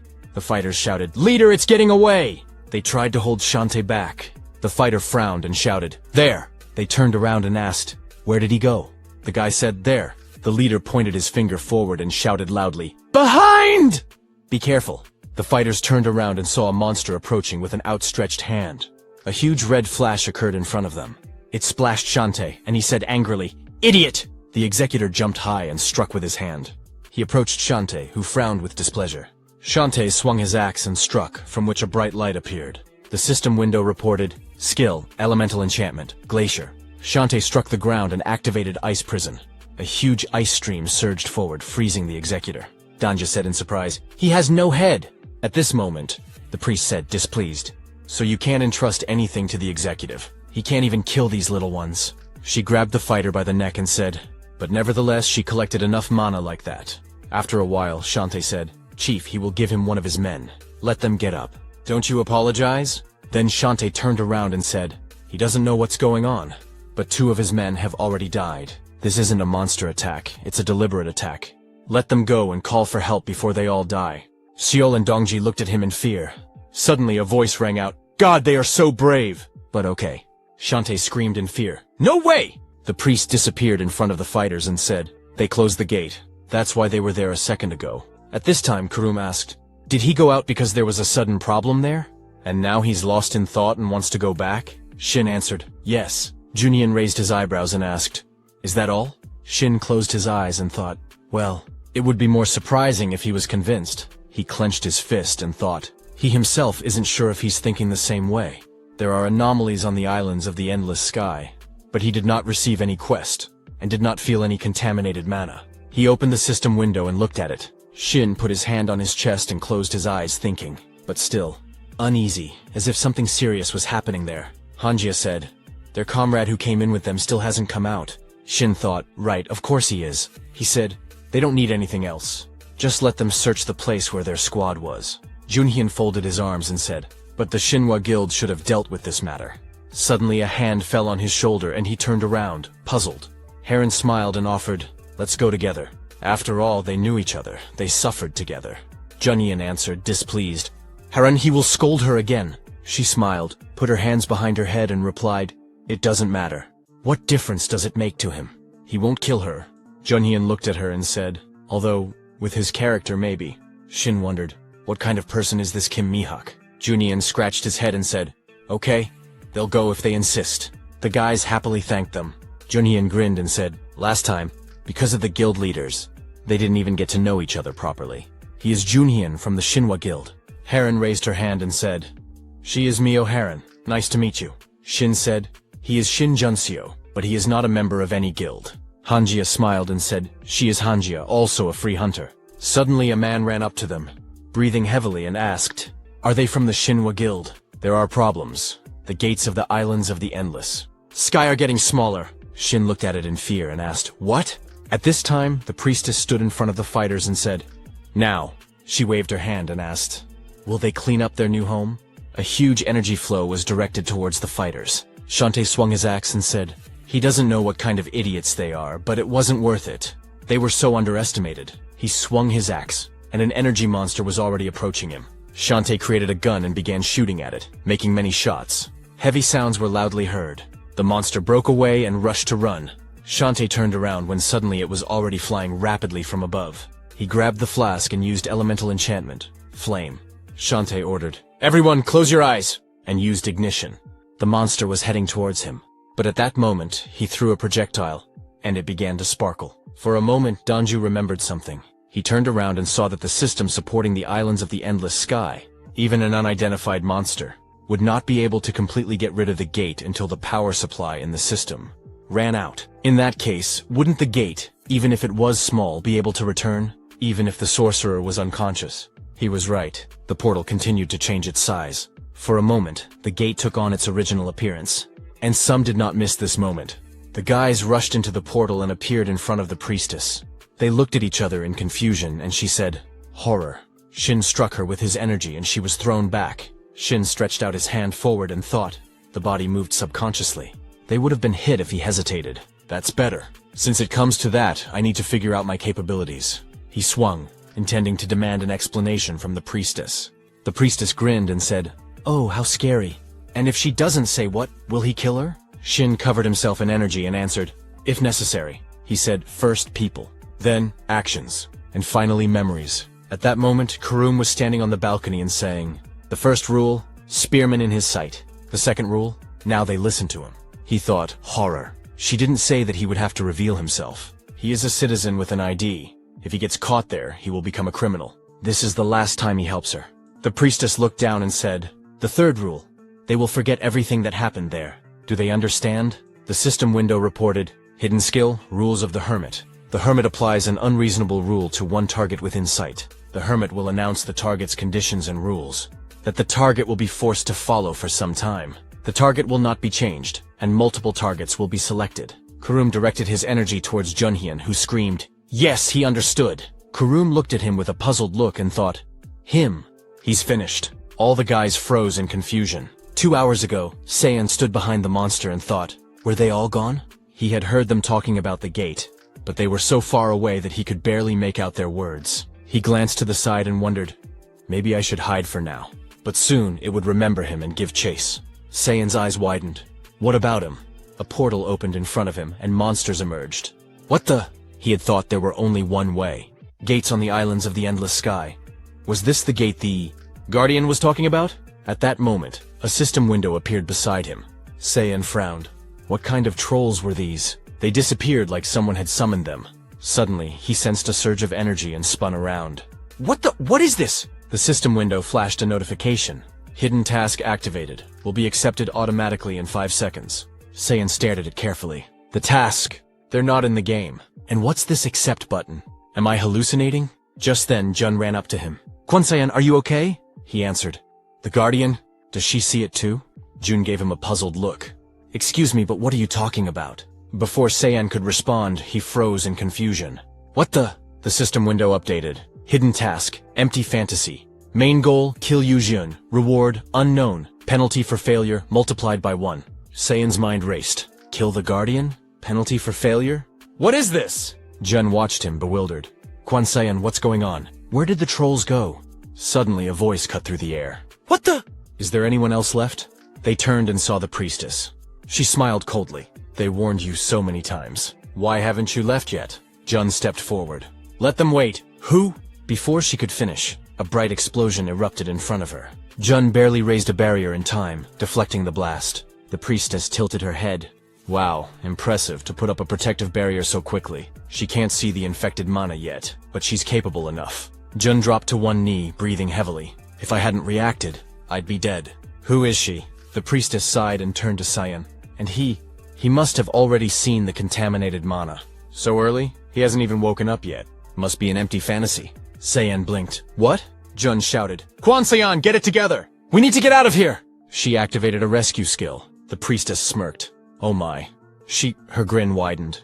Useful skill. Saiyan stared ahead in fear. This? Jun grabbed his hand. Kwon Saiyan, listen carefully. I don't know what she used, but it's at least rank A. I know almost all certified hunters, but a blade pierced her body. Jun gasped. What the? The executive had struck. Saiyan screamed, "Guardian!" He swung wildly, horror fueling his movements as he fought the attacker. Suddenly, energy enveloped him. Jun pressed a hand to the ground, mana spreading beneath her. Saiyan's voice trembled. What the? The system window flashed again. Skill. Atonement. Activates when the user's life is in danger. The designated target will be surrounded by a barrier and transported to the safest location, determined by the user's emotions. Jun locked eyes with him. Saiyan listened carefully. What? She grimaced. When you get out, report to the Hunter Association immediately. There's an unregistered awakened killing people. Saiyan's voice shook. What about you? Jun clutched her stomach. I'm fine. I'll last. For now. Saiyan noticed her pressing the wound with a barrier. He nodded. Okay, I'll come back. Jun stood, waving as the portal closed behind her. The priestess folded her arms. Oh my, that must be her anchor skill, an unstable ability. Jun scowled. She looks like an awakened, but I've never met one like her. What is she trying to achieve? The priestess stepped forward. I need a base, and the islands of the endless sky would be ideal. She was just unlucky. Jun smirked. Does she think? At that moment, Donju was helped by Hanjia. Jun muttered. I've been lucky so far. The priestess sighed. Yes, enough talking. It's a pity about her skills, but my child is hungry. Jun's body glowed with energy. She paled. What is this? The priestess raised a hand. Die. Present time. 2 hours later. Junian charged forward, spear in hand. Hanjia leaped back, shouting, Dodge! Heron barked orders. Gather! Shin watched from the side, frowning. He's not using skills? It's like he's just swinging his spear wildly. While they were distracted, the priestess vanished. As they entered the gate, it shrank again. Shin's eyes darted to the portal. This is bad. First, we need to detain Junhyun. A scream echoed from the road. Shin turned. Shantae lunged forward. Activating elemental enchantment Glacier. Junhyun staggered, confused, as Shantae struck. His spear trembled under the force of her axe. The system window announced, Ice Prison. Shantae glanced at the girls. So, you're from the best guilds? Heron nodded.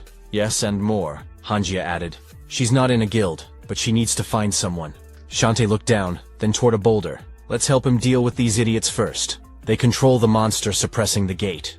Heron blinked. The monster? Meanwhile, Karum approached the priestess. What now? The executive and her idiot are useless. Even the spearman was caught. He's going to jail. The priestess glared. If you keep talking, I'll drain your mana. Shut up. She clenched her fists. Terrible support. Why did he come back? I need to get rid of him. Even if it means using all the gates. I collected for the tests. Shin's head snapped up. These are gates? What's going on? Above them, countless portals materialized. That's it for today. Make sure to subscribe and comment below with your thoughts on this recap. Thank you all for watching.